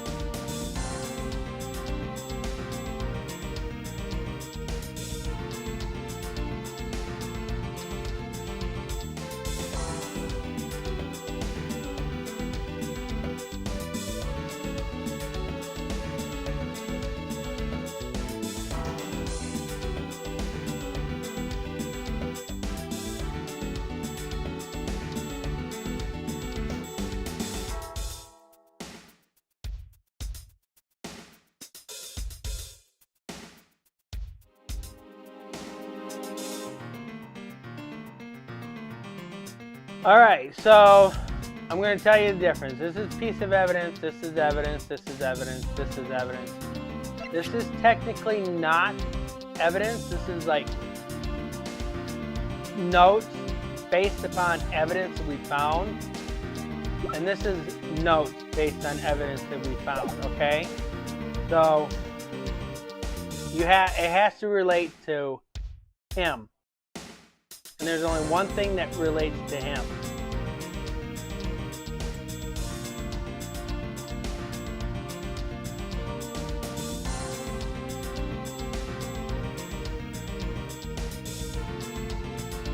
Okay.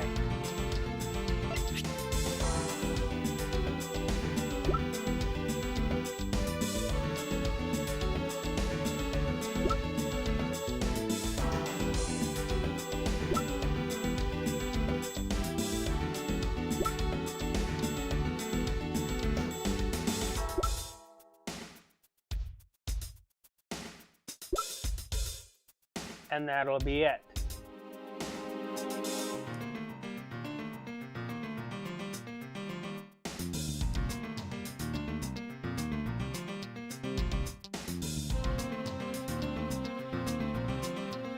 Okay, like I said, in order to deduce this, we have to use something that is not necessarily an evidence. The Bible is evidence, okay? The Bible doesn't directly relate to him.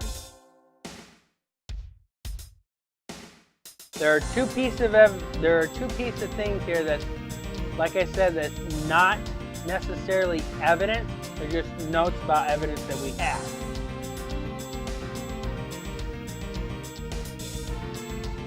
And there's only one of those that relates to him. You want me to go back? So this is about the costumes, okay?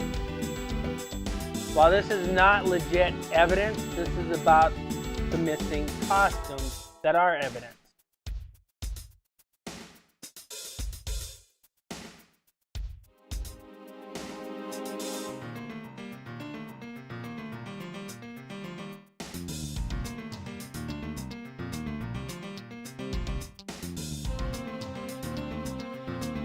Okay. So we're going to use this one. There's something not right about the pendant on the name. The name on the pendant. The victim in the Armano family butler and the victim is the Armano family butler and his name is Oliver Deacon. But the name on the pendant is Colin DeVore. I wonder what's up with that. I don't know, but I think we've hit upon an important piece of information. Mr. Deacon's pendant data jotted down in my organizer. Okay.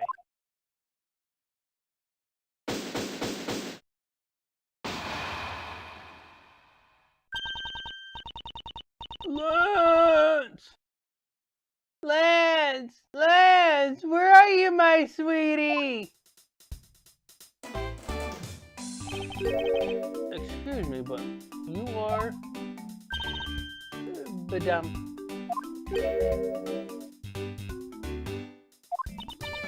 Oh, this is bad. He's really good looking. You see what's on her finger, Di?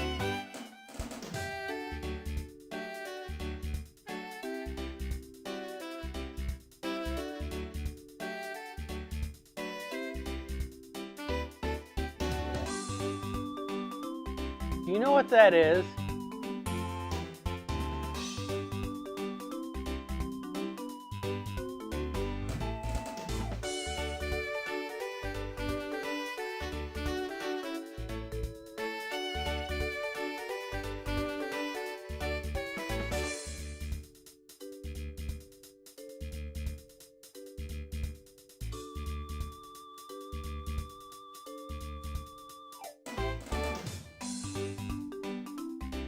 You know what that is, Di?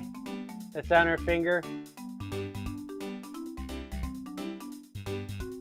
It's a ring pop. You know what those are, right?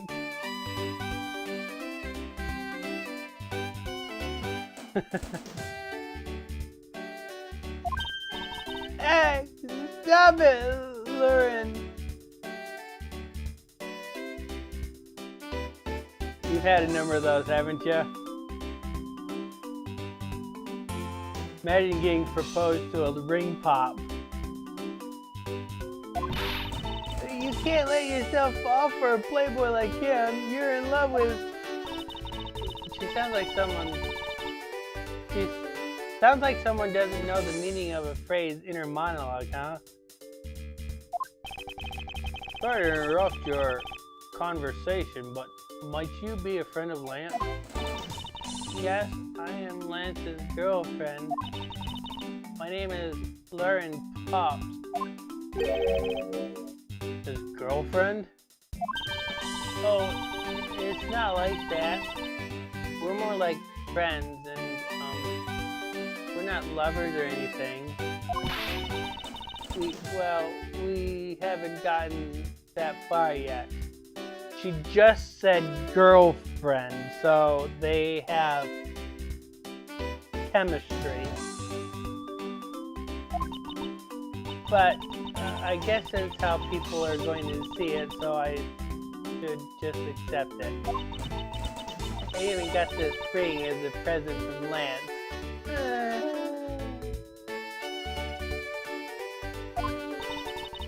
Haha. You know what she reminds me of? A cartoon character. Yes? I bet you were going to say the same thing, right, Di?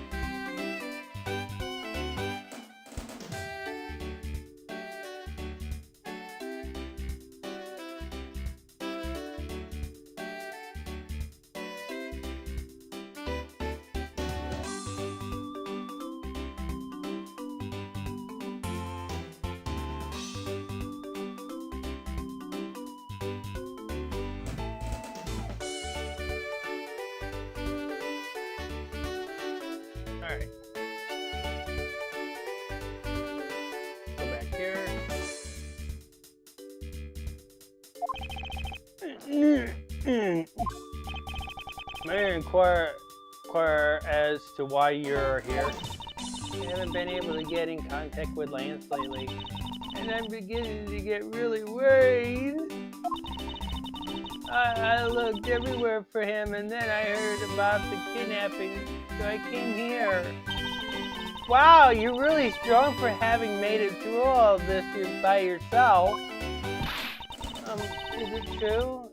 Has Lance really been kidnapped? No one is supposed to know, but yes, it's true. Oh, Lance! I can't believe you've been spirited away. I wonder how you're doing right now. Looks like she's going back to that fair maiden in love routine. So, Mr. Edgeworth, where do we go from here? Well, we found a body, so we should look into the murder. Hold it! My men brought me up to speed over the radio. And I have to say, you really should have called. I heard you found something very intriguing. I have nothing to hide, Agent Lang. It's exactly what you see before you. I'll take it from here. Yeah, that guy's really dead. Really? You just looked at him and just says, yep, he's dead as a doornail.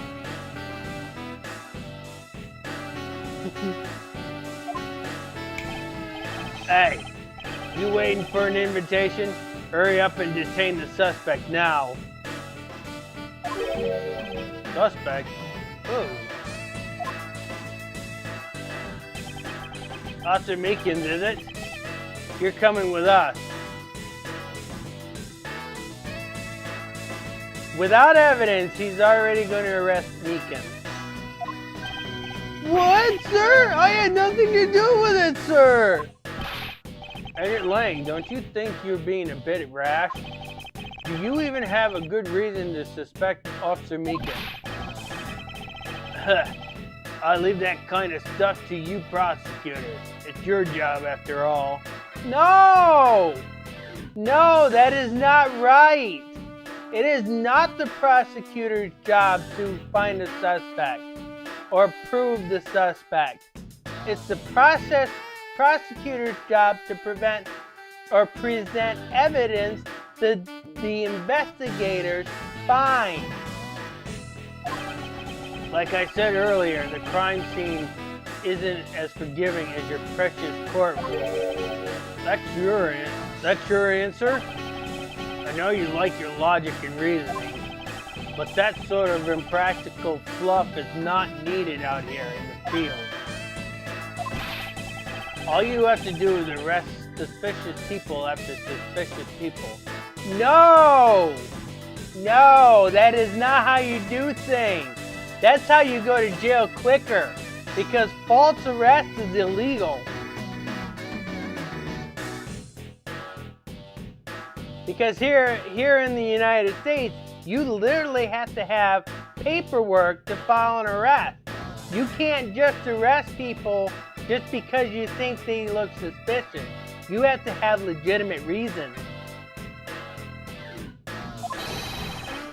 That's how you eliminate crime from the streets. No, that is not the answer. But that's also precisely how you unnecessarily arrest innocent people by mistake. That's correct. Innocent people? Nonsense. There's no such thing as an innocent person. We've all got a blemish or two in our hearts. That's tyranny. I won't allow such a thing to go on unchecked before my eyes. Too bad you don't call the shots around here. As I have sworn to uphold the laws of this land, I cannot allow you to take this man in. That you would arrest a man on false charges without even conducting an investigation. Have you no honor as a member of a law enforcement? You, how dare you speak so disrespectful to our Shifu? Hold it!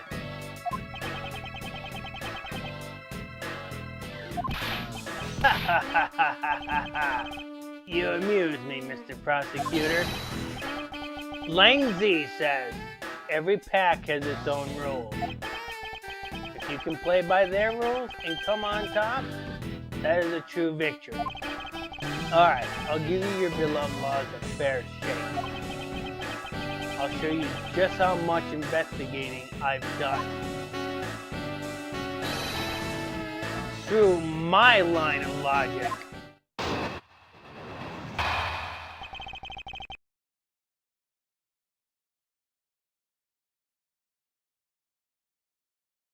Long Lang's logic. I've seen a lot of bodies like this one being carted off in my time. I can say he was shot in a single glance. But even you figure that much out, right? With your current gun laws, it's not exactly easy to get your hands on a gun. Not unless you're a member of law enforcement like Officer Meekins, isn't that right? Well, it's very easy in the US to get a gun. But now that we also have stiffer rifle and pistol laws, you have to have a registration for both.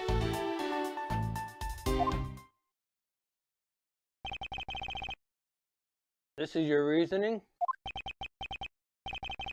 Solid as a rock. It's based on the philosophy of detainment. What's the philosophy of detainment? Huh, you don't know? In that case, pay attention, girlie. In my country, the criminals have a saying, beware of the wolf. Why the wolf in you, Yasha?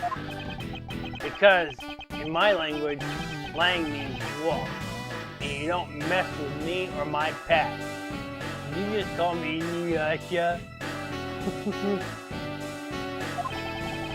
Do I look like I have long white flowing hair and wear a red robe?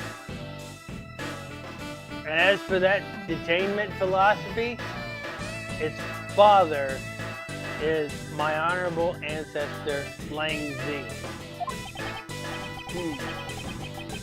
You'd think I'd have heard of him in his teachings, if he is that famous. And it's not a red robe, it is a kimono.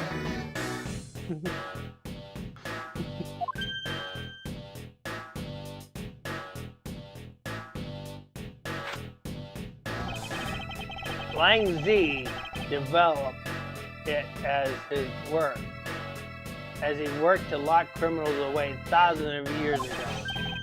To this day, the Zangpa police still trains its recruits using his philosophy. But thousands of years ago, that makes your story about as believable as a fairy tale. Anything wears down and breaks over time. Do you really believe something as ancient as that can be applied to today's world? You want to put it to a test?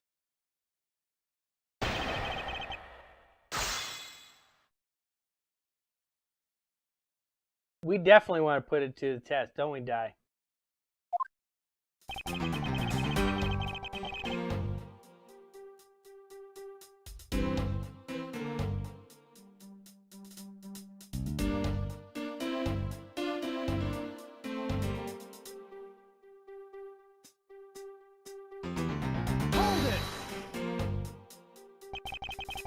So, what can you tell me about the body? A lot. And without an autopsy, I have my way. They teach you the basic of forensics, along with the detention philosophy. Oh? Then you wouldn't mind telling me a little of what you figured out, correct?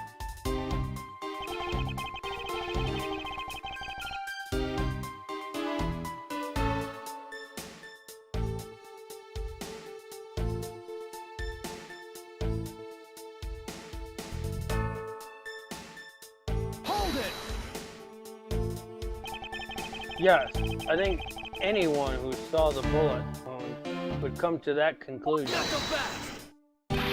Yeah, don't pat yourself on the back yet. What's that supposed to mean?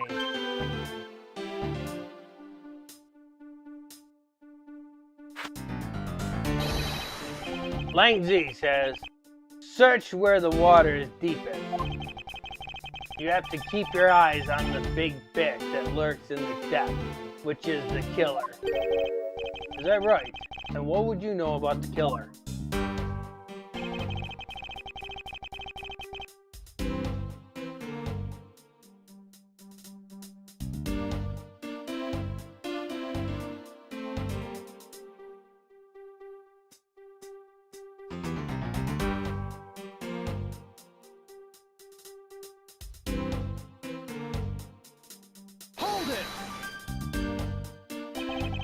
It would appear you've studied a little of our laws.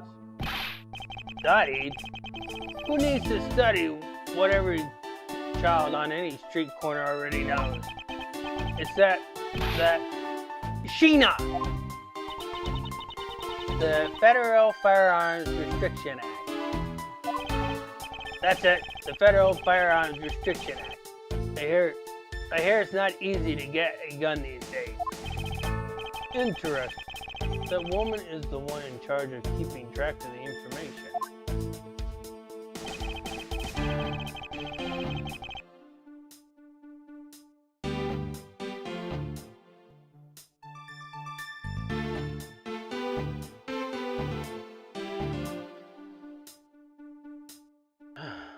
Hold it!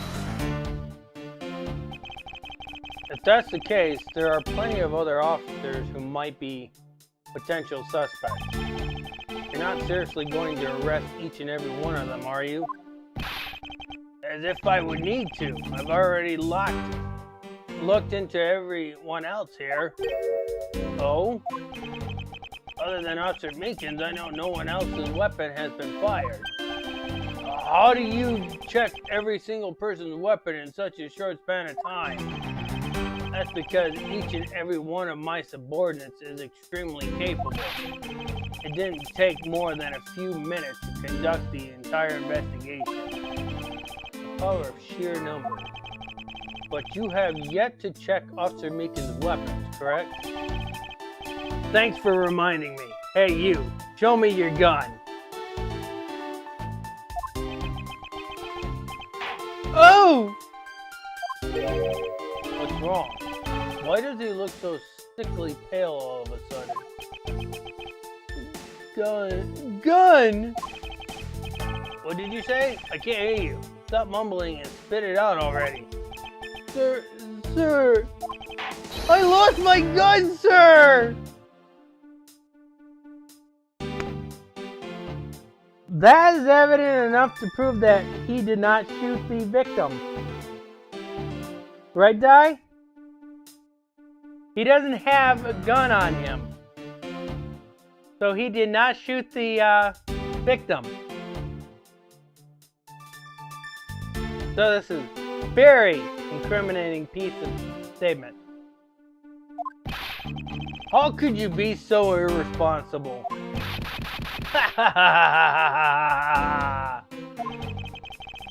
In the end, it looks like you're still the only suspect we've got.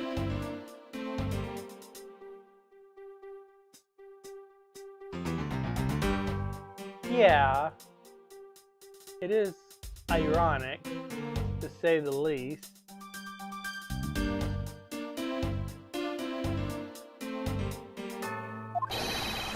You're the only one who waited here outside the garage to ambush and kill the victim.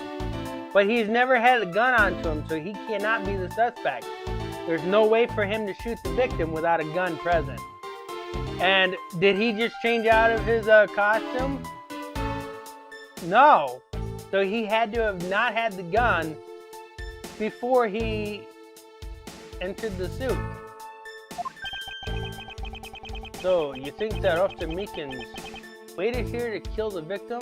Do you, Lang? I think this little accusation deserves a little more scrutiny.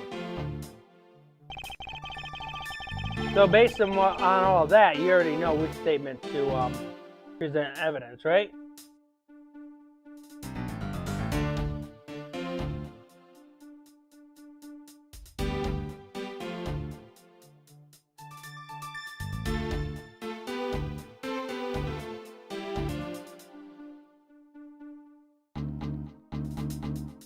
This is...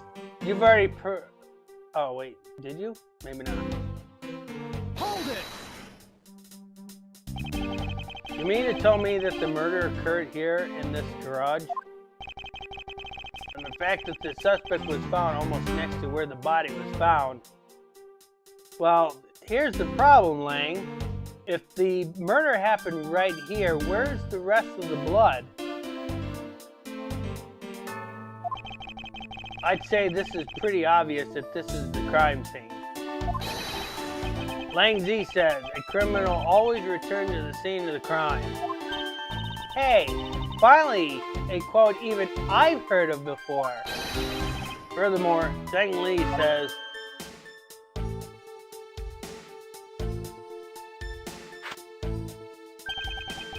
successful investigations are the result of multiple returns to a crime scene. Looks like neither detectives nor criminals have changed their ways over the millennia. So this is the kind of conclusion the philosophy of detainment can lead you to. I don't get it, Mr. Edgeworth. Why are you putting yourself on the line for Mr. Meekins? It's not that I particularly care about what happens to Mr. Officer Meekins. What? However, I can't simply stand by while Agent Lane ignores our country's laws. Qilong Lane. Just what sort of investigator are you? Alright.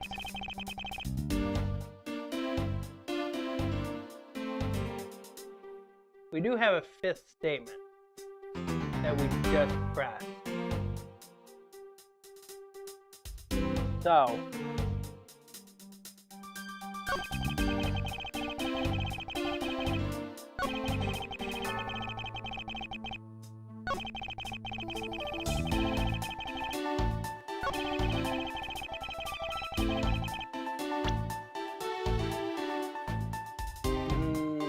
this should be fairly easy.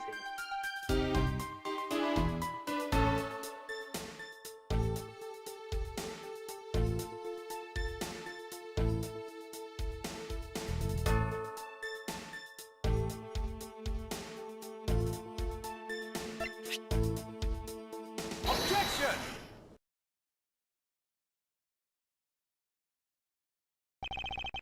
Unfortunately for you, Agent Lang, that is simply not possible.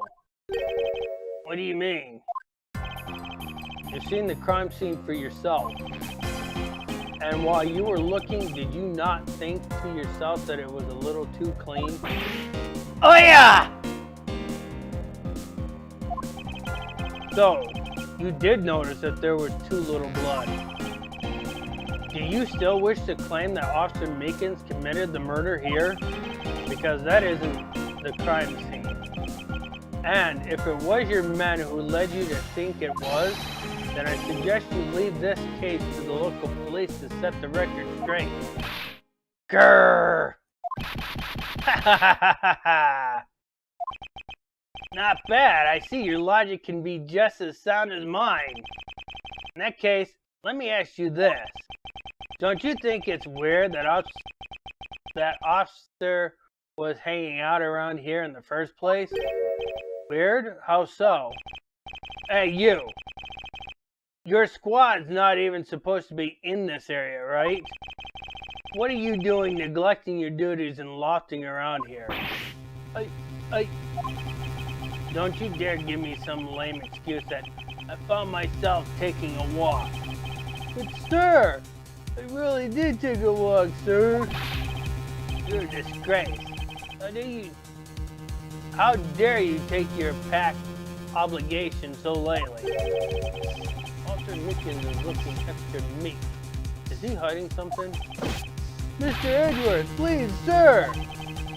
Say me the way you did earlier, please, sir! Officer Meekins, please give us a detailed account of what happened. Sir! Not you too!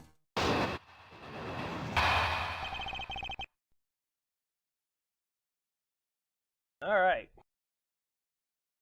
Meekins' testimony. It's true, sir. I wasn't assigned to this area, sir. I was told to check every square inch of the main gate area, sir. I also went looking for the kidnappers while selling dreams in the Blue Badger mobile, sir. But I got completely caught up in my role selling dreams to the children, sir. Before I knew it, I found myself in this area, sir. What is this Blue Badger mobile? It's a moving store on wheels that sells sweet dreams and merchandise, sir. So the Blue Badger mobile is just a roaming souvenir shop? Blue Badger mobile data jotted down in my organizer. Sir, I swear I was chasing the kidnappers down while I was being a good dream merchant. He seems rather worked up, even more than his usual hyperactive self. He sure seems sure of what he's saying. Can you try to calm down and lower your voice to a more reasonable level, officer? Sir! Roger that, sir.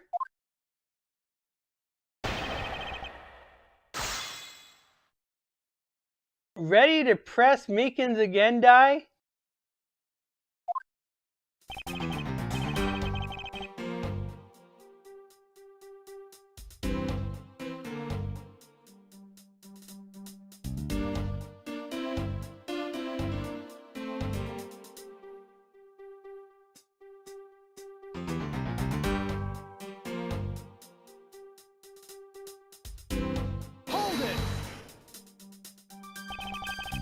Alright then, where were you assigned to?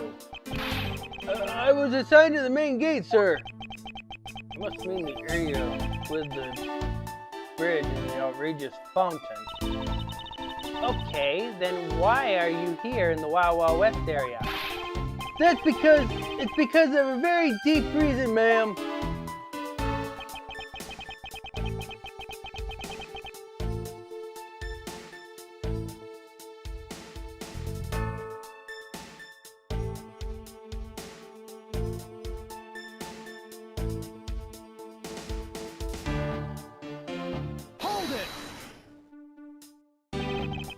Describe for me how you conducted your investigation. Yes, sir. Well, first I made sure there were no suspicious-looking people in the area, sir. But the only person that seemed to gather around me were little girls, sir. Well, what did you expect when you dressed like the Blue Badger? I thought I had no choice at that point, so, sir, so...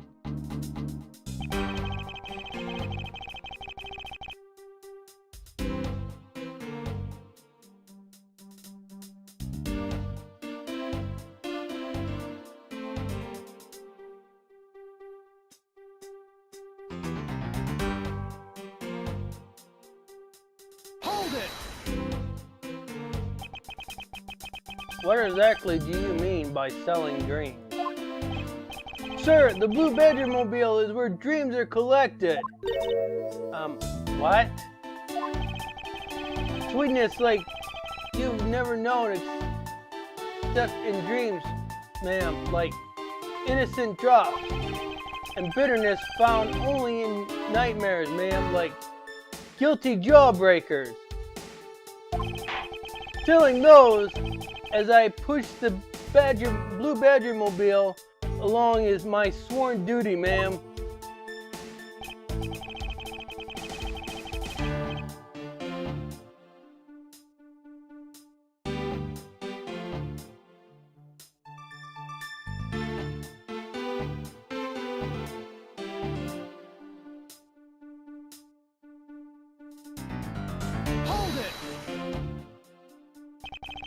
You completely forgot to look for the kidnappers? No, sir. Of course not, sir.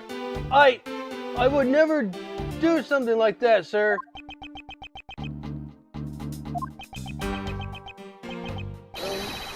You're absolutely right. Wow, you're good at this, forcing people to confess things, Mr. Edgeworth. To be frank, I'm just a little man, sir.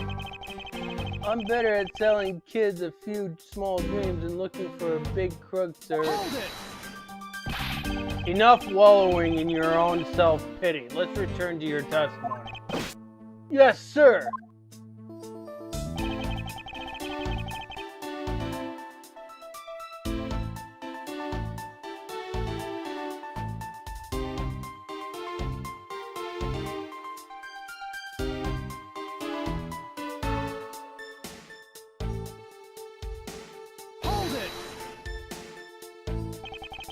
How did you wind up all the way over here?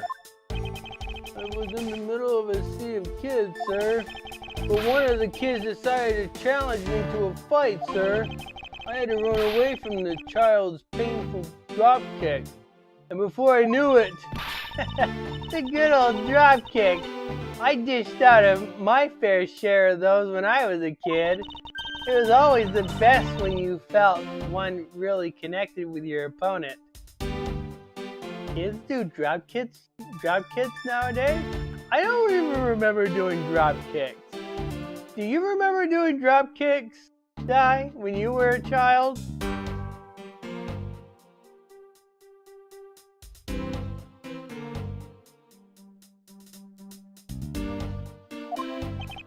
In any case, you wound up here for a reason completely irrelevant to the investigation. Sir! That's right, sir!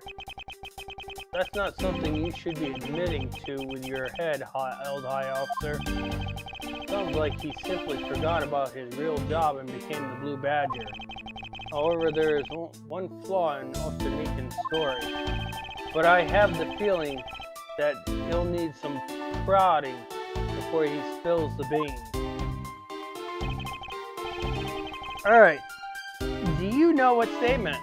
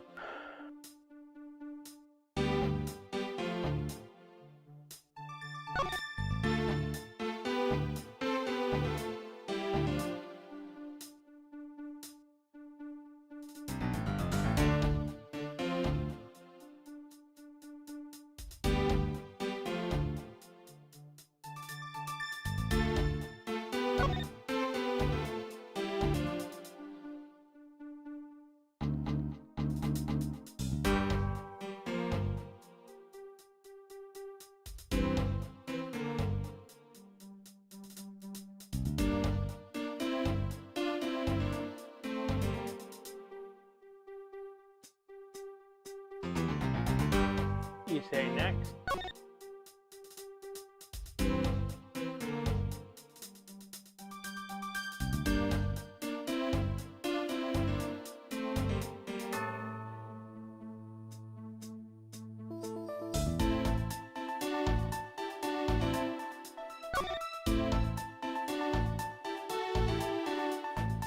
That's the last statement.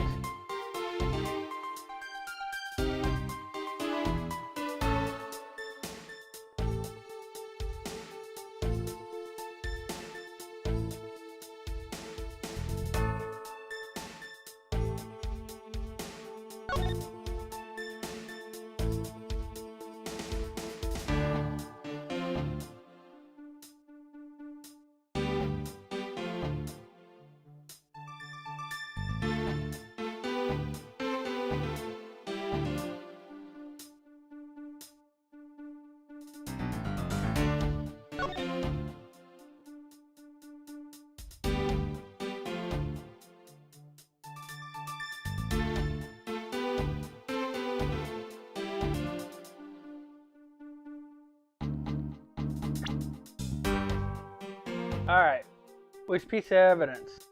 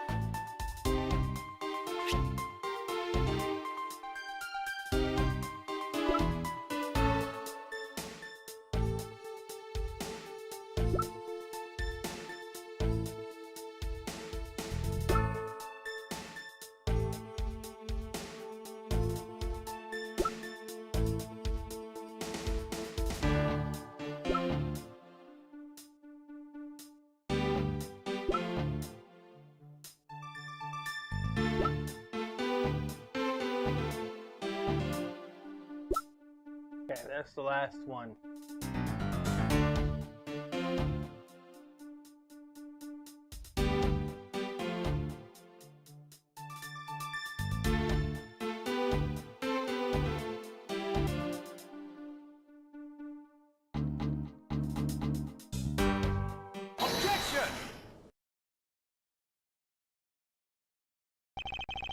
Officer Mickens, I would appreciate it if you didn't tell such transparent lies. Sir! I'm lying, sir? Yes, you are. If you were really out there selling dreams with the Blue Badger mobile until recently, then what is it doing here inside the garage? Ah! Actually, I had just lost track, sir. Lost track of what? By the time I realized that the Blue Badger mobile was nowhere to be found, sir, which would mean it was perhaps stolen? No, it doesn't. Candy. Because he was just talking about guilty job breakers. But how you doing, Ruby? And that's what I came back to this area thinking maybe it was in the garage, sir. But that's when you found me, Mr. Edgeworth, sir. A likely story. Who do you think is going to buy such convenient tale as that? And what exactly is so convenient about his story? We were playing League of Legends. That game is ancient.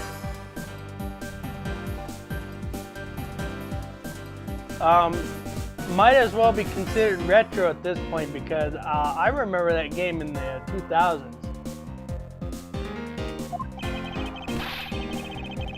The car getting stolen is completely unbelievable even for a cover story.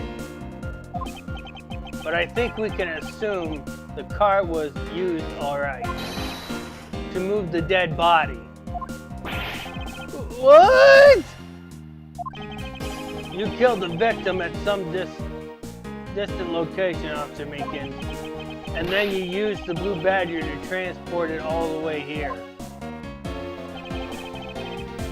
Now then, you're coming with me. But it wasn't me! Sir, the killer, sir! It wasn't me, sir! And you're laying wait. What do you want now? We still don't know where the real scene of the crime is. You can't say we know all the facts of this case, let alone the truth. I told you, truth, smooth. I couldn't care less.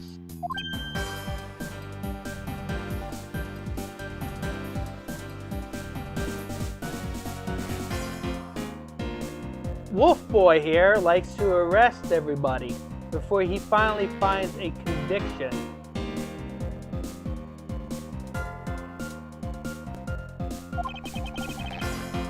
Our job is to catch the crook. You'll find out your precious truth after you arrest this guy and take him in. That's the job of you prosecutors in your fancy courts with your logic.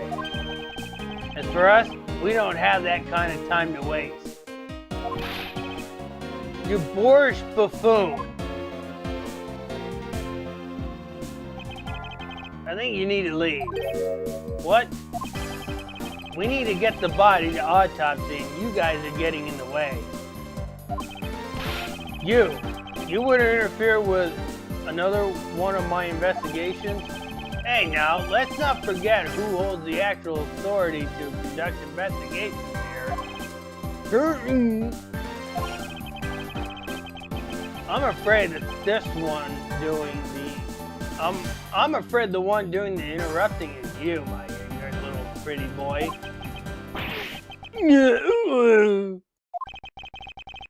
Now, be a good fancy boy and get out of my sight. If you don't, I'll arrest you for obstruction of justice.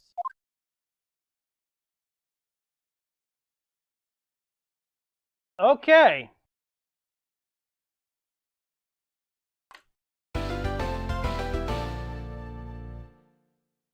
We met some new characters. We have some love and hate for some characters, don't we, Di?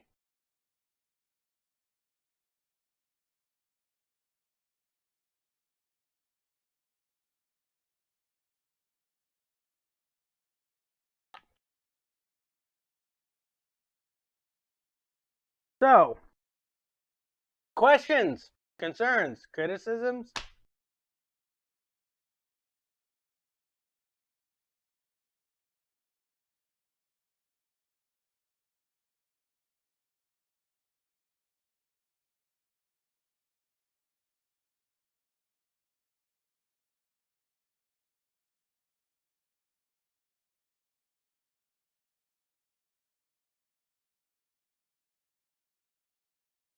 Nothing. Nothing from Ruby either? So we met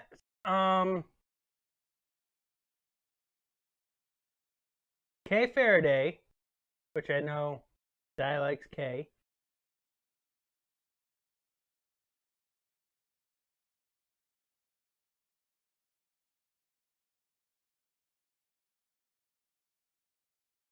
But doesn't like Lang. Am I right about this?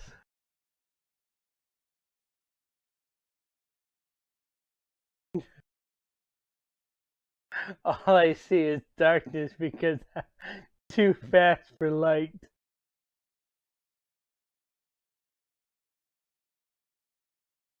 Yeah, you see a black screen right now, but if you're talking about your home and you don't have any lights, I can't help you with that.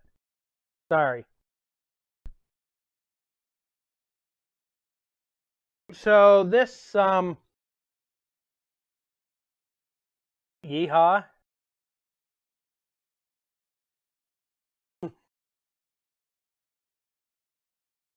Di is from Texas now.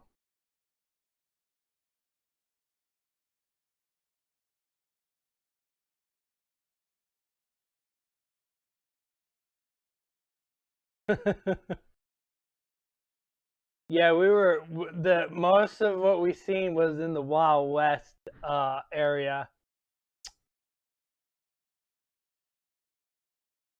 Fitting because I'm also wearing a cowboy hat too, so.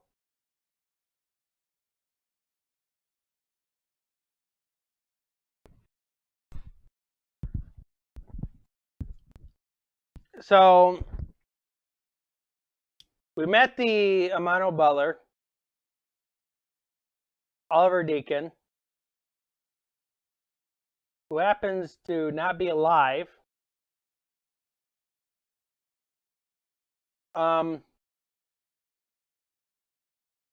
Which we assume that's not his real name because we have a name called Colin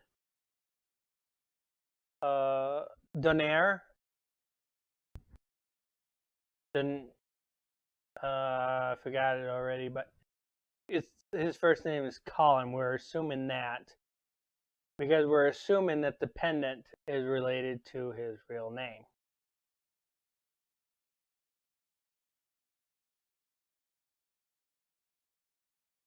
We met Ernest Hermano. We're gonna call him Big Lobes. And I'm pretty sure Ruby will probably, if he saw him, he would probably call him Big Lobes.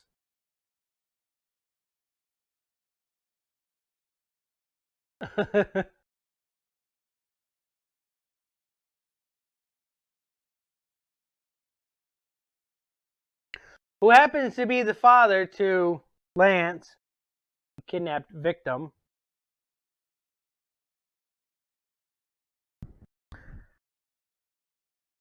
So who we're trying to solve case on who kidnapped him. So that's where we're at here. This case has 3 parts.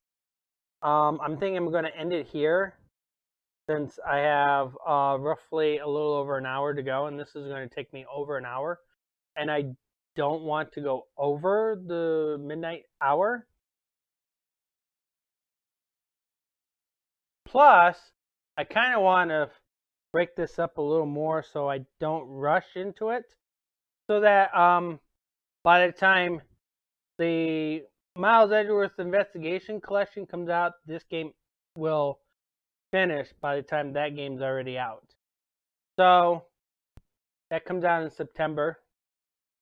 We're going into August next because we're at the end of July. Which next week this will start up in August, and we have 2 more cases after this.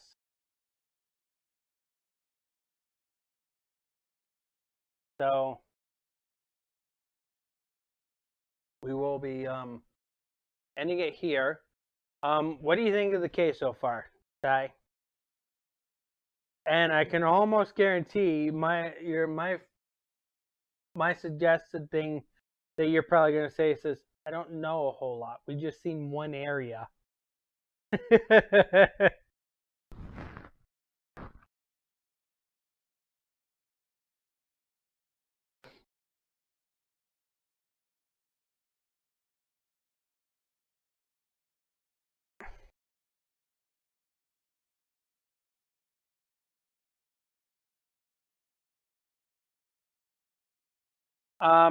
Depending on how quickly, yeah, just big hot energy. That's it. Depending on how long it takes us to complete the second one, will determine how long, if I will be doing the third part next Monday. So, and episode 4 is gonna be short because we're doing one of those past cases. I'm gonna spoil that, but I'm not gonna tell you what that case is.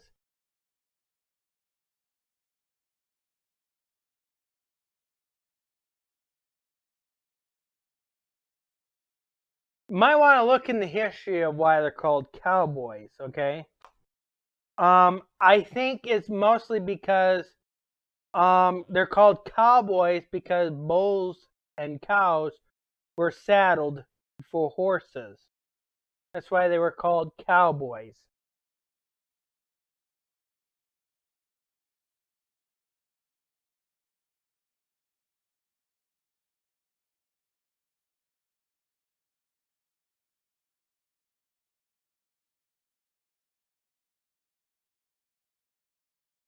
I believe if you look that up, you'll be able to find out that's what the origin cowboys came from. It wasn't more.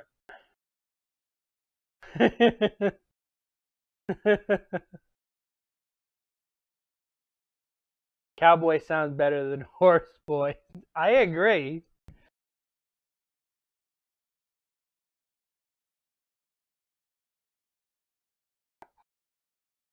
Though in most areas it's illegal to ride cows and bulls. It's still legal in Texas because they have a whole venue where you can ride bulls. But yeah, in most areas in the United States it's illegal to ride cows and bulls. For safety reasons.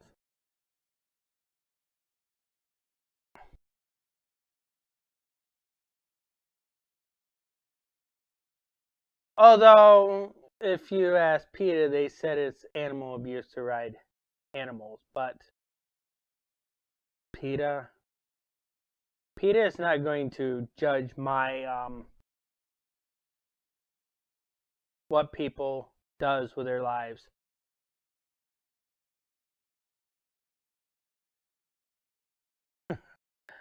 Well, they still ride bulls.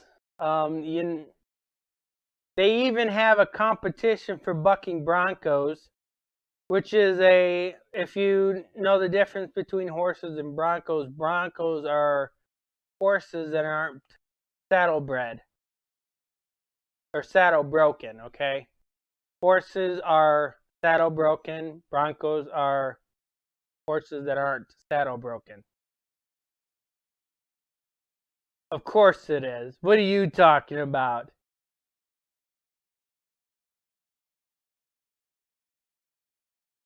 we bought it. We stole it from Mexico technically, because remember the Spanish Armada. We ended up taking the Battle of Alamo. We ended up taking Texas from there.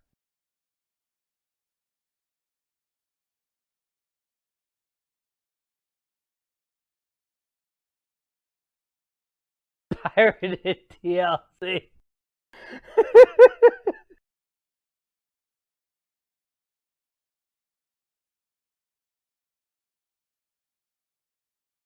The only land that we technically bought was this big old plantation called the Louisiana Purchase. And I gotta remember who owned the Louisiana Purchase, because I know Thomas Jefferson either bought it from the Spaniards or the French to get the Louisiana Purchase. That's the land that we bought. The rest of the land we acquired or stolen. Let's put it that way. We either acquired or stolen. Because the Louisiana Purchase was the only thing that we bought.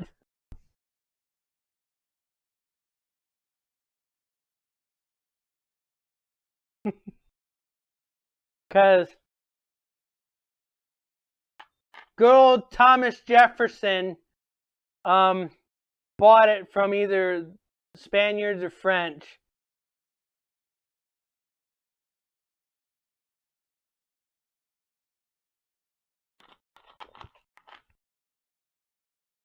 Well, I don't know if you would call it stolen.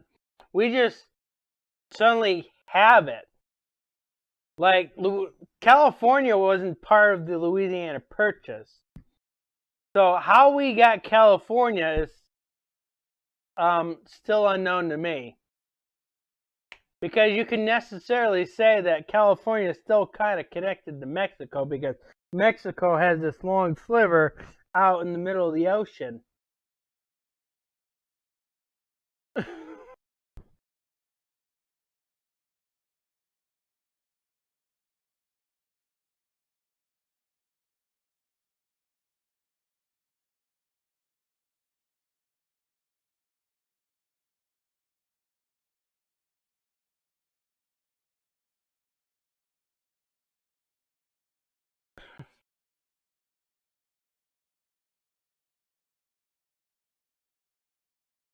Right. It's a peninsula. So that's why I say I'm not entirely sure if California was stolen, because we acquired it somehow. Because it's not originally part of the Louisiana Purchase. The Louisiana Purchase is all that freaking flat land that we got.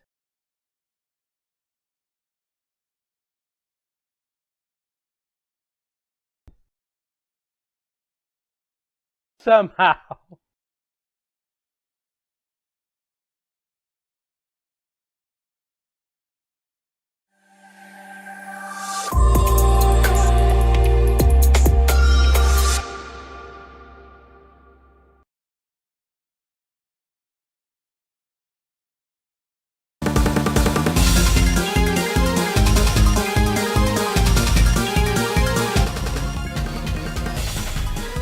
Alright. Save this here. And we will close out.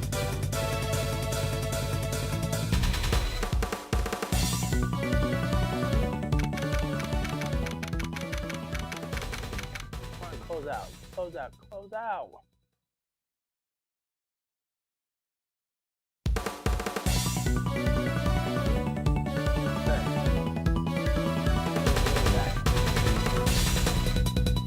Alright. So, my arms are starting to heal up. They look a little bit better, don't they? Slightly better. They were worse than that. They were really worse than that.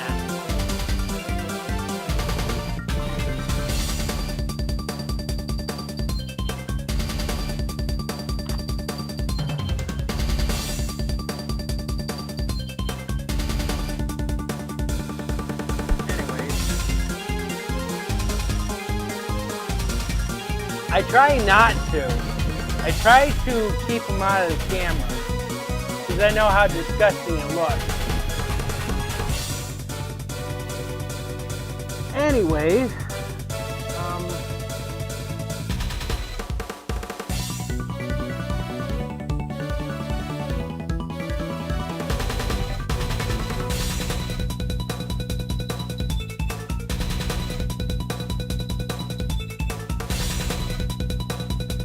I would if I have them.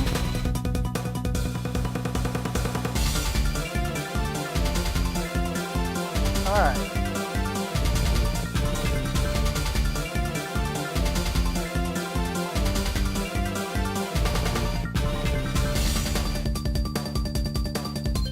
So what I think I'm going to do is I'm going to we're going to raid Wright.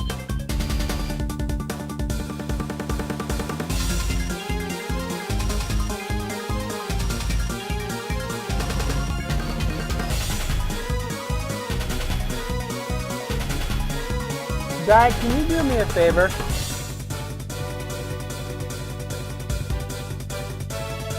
Because we were having issues with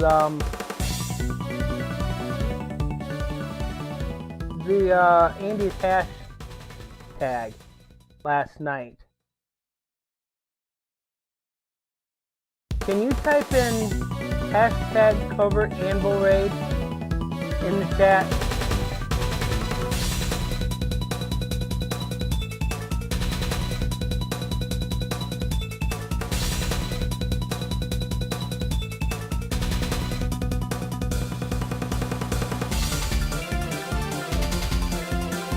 Why is it working now? Yesterday it wasn't working at all. And when you try to type it manually, it wasn't coming up either. It was odd that it was doing that. But it was working in somebody else's stream, no problem. It was odd.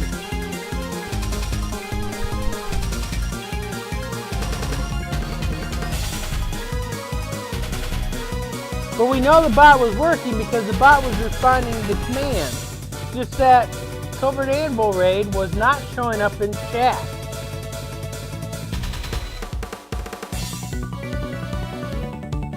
Type it manually. Type in covert anvil raid manually with the hashtag.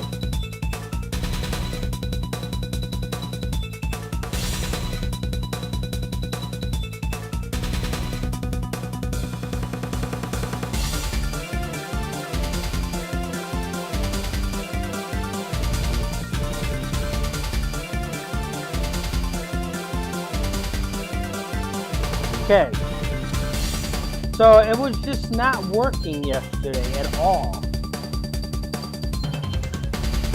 And I'm not sure if it would actually work, it would have worked for you yesterday either. It was just one of those weird things. But anyways, that's going to be it for me for tonight. Tomorrow Andy is going to do 999. So after the stream, we're going to have a Discord stream. I gotta do some updates for the football because we're getting very, very close. This is going to be the last week of the Wacky World Football League games. Then I have to skip the rest of it out so that we can prepare ourselves for the off-season. But I'm not going to rush into it, because I still want to keep the magazines going.